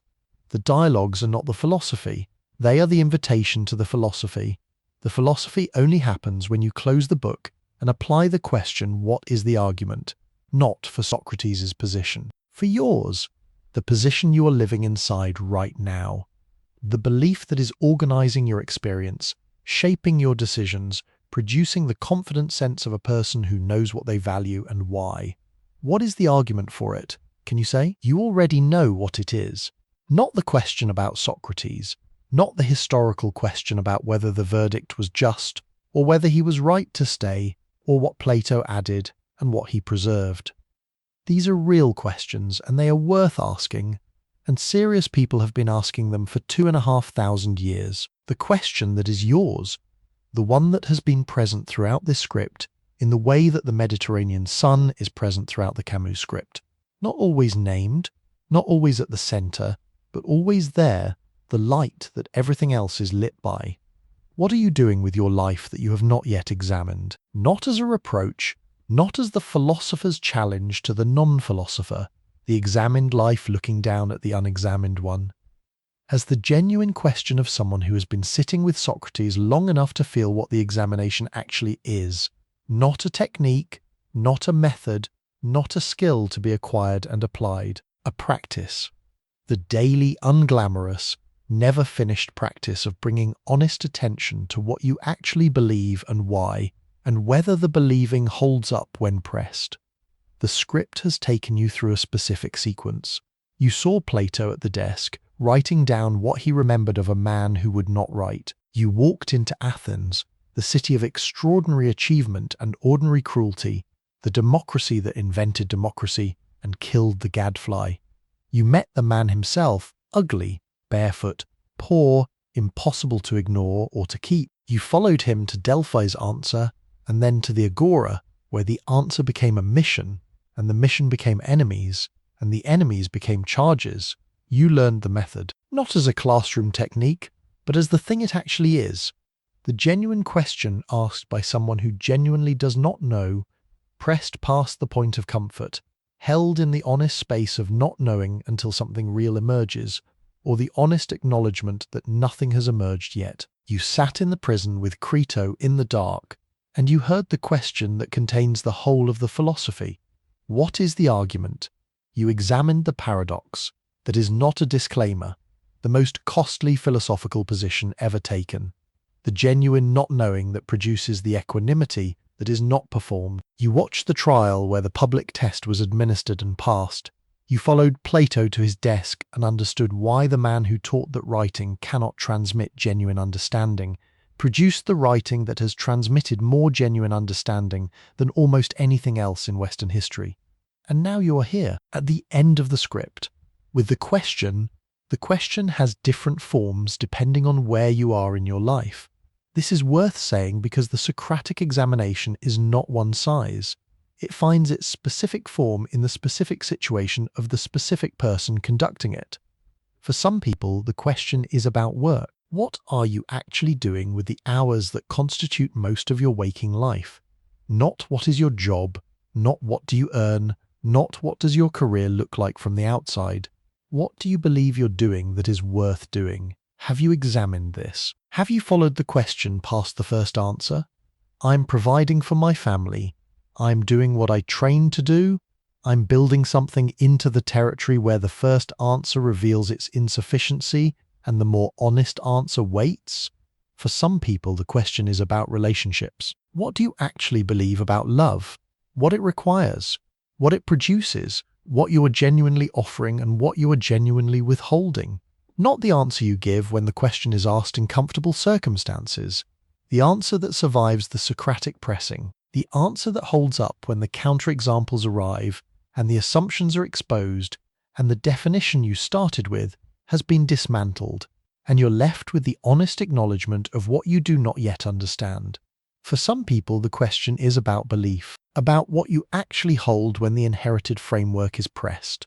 The values you were given by the people who formed you, the moral positions you occupy without quite knowing why you occupy them, the sense of what is right and wrong and important that was installed before you were capable of installing it yourself. Have you examined these?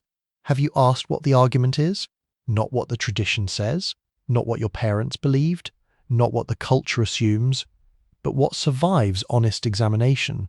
For some people, the question is closer to the bone than any of these, about who you actually are, about the gap between the person you present and the person who is present, about whether the life you are living is the life you have chosen or the life that happened to you and that you have been navigating rather than directing. Socrates would not tell you which version of the question is yours. He would ask it and let the asking reveal which territory needs examining.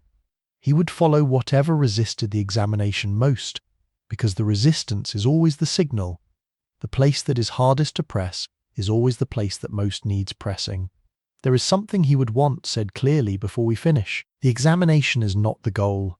The examined life is not the destination. The examination is the practice that makes genuine living possible, that converts the life you inherited into the life you have actually chosen, the beliefs you were given into, the beliefs you actually hold, the person you were formed to be into, the person you have genuinely become. The goal is the living, the full present, genuinely chosen living of an actual life with actual stakes and actual relationships and actual work that matters and actual loss that is real and actual joy that is not performed. The examination is in service of this.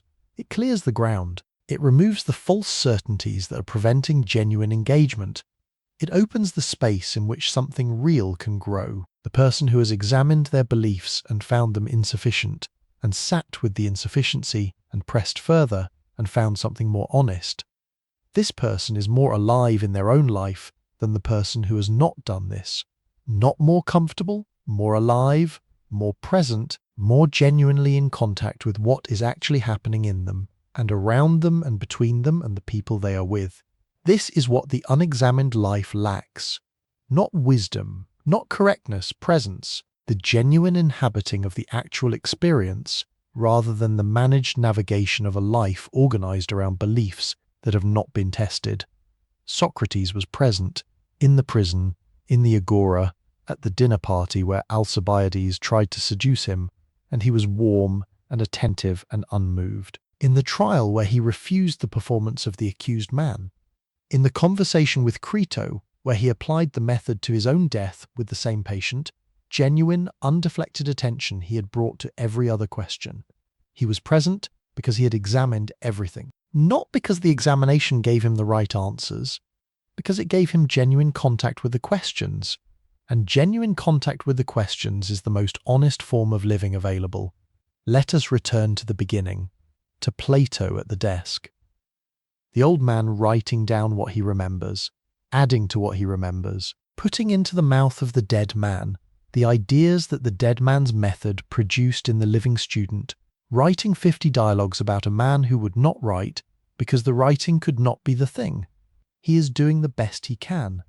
This is not a criticism. It is the condition of every transmission, every attempt to pass something real through the medium of language and time and the inevitable distortions of both. The thing that happened in the agora in Athens in the 5th century BCE, the specific, living, unrepeatable encounter between a specific question and a specific person's honest engagement with it, this cannot be preserved.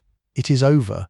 It happened once, and then it did not happen anymore. What can be preserved is the shape of it, the outline, the feel of how it moves, the understanding that the question is genuine, and the not knowing is genuine, and the staying with the examination past, the point of comfort, is what the whole thing requires.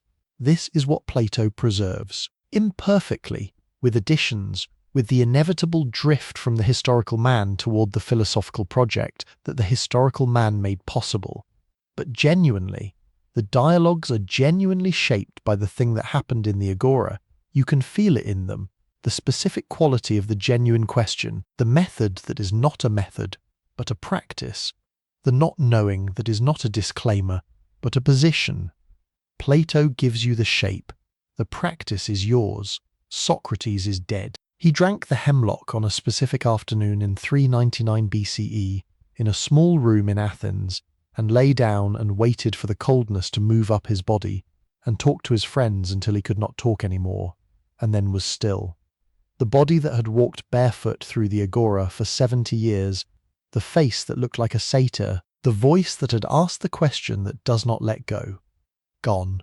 What remains is the question, not the historical question, not the scholarly question about what he actually believed or what Plato added or how accurately the dialogues represent the conversations.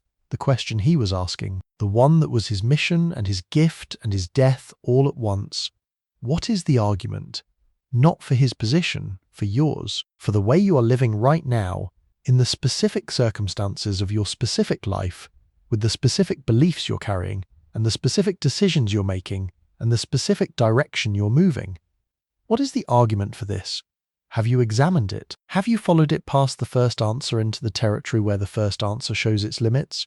Not as a one-time exercise, as the practice, the daily, unglamorous, never-finished practice of the person who has decided that genuine engagement with the question is worth more than the comfort of the unexamined answer, who has decided that the gap, the honest, uncomfortable gap between what you thought you knew and what you find when you press, is the most productive territory available, who has decided, with the specific, quiet resolution of a man choosing to stay in a prison when the door is open, that the examined life, however difficult, is the only life worth calling genuinely yours. The unexamined life is not worth living. Not because Socrates said it, because when you have genuinely examined something, when you have followed the question past the point of comfort into the honest territory and found something real there, you understand what he means. You understand that what was there before the examination was not your life but a performance of it, that the examination, however painful, is what converts the performance into the genuine thing. The question is available right now. In the specific belief you're holding that you have not yet pressed, in the specific assumption that is organizing your experience without your full awareness, in the specific comfortable certainty that has never had to survive the genuine question. What is the argument? The ship from Delos has returned, the morning has come, the hemlock is being prepared, and Socrates, who has done the examining and found the argument and stayed with what it produced, is asking his friends to do one more thing: not to remember him, not to grieve, not to preserve his words or build a school in his name, or continue his method as a system to be taught to keep asking, to bring the question to their own lives with the same honest, patient, undeflected attention he has brought to his, to examine, to stay with what the examination produces, to follow the argument wherever it goes, not what is easy, not what is safe, what is true.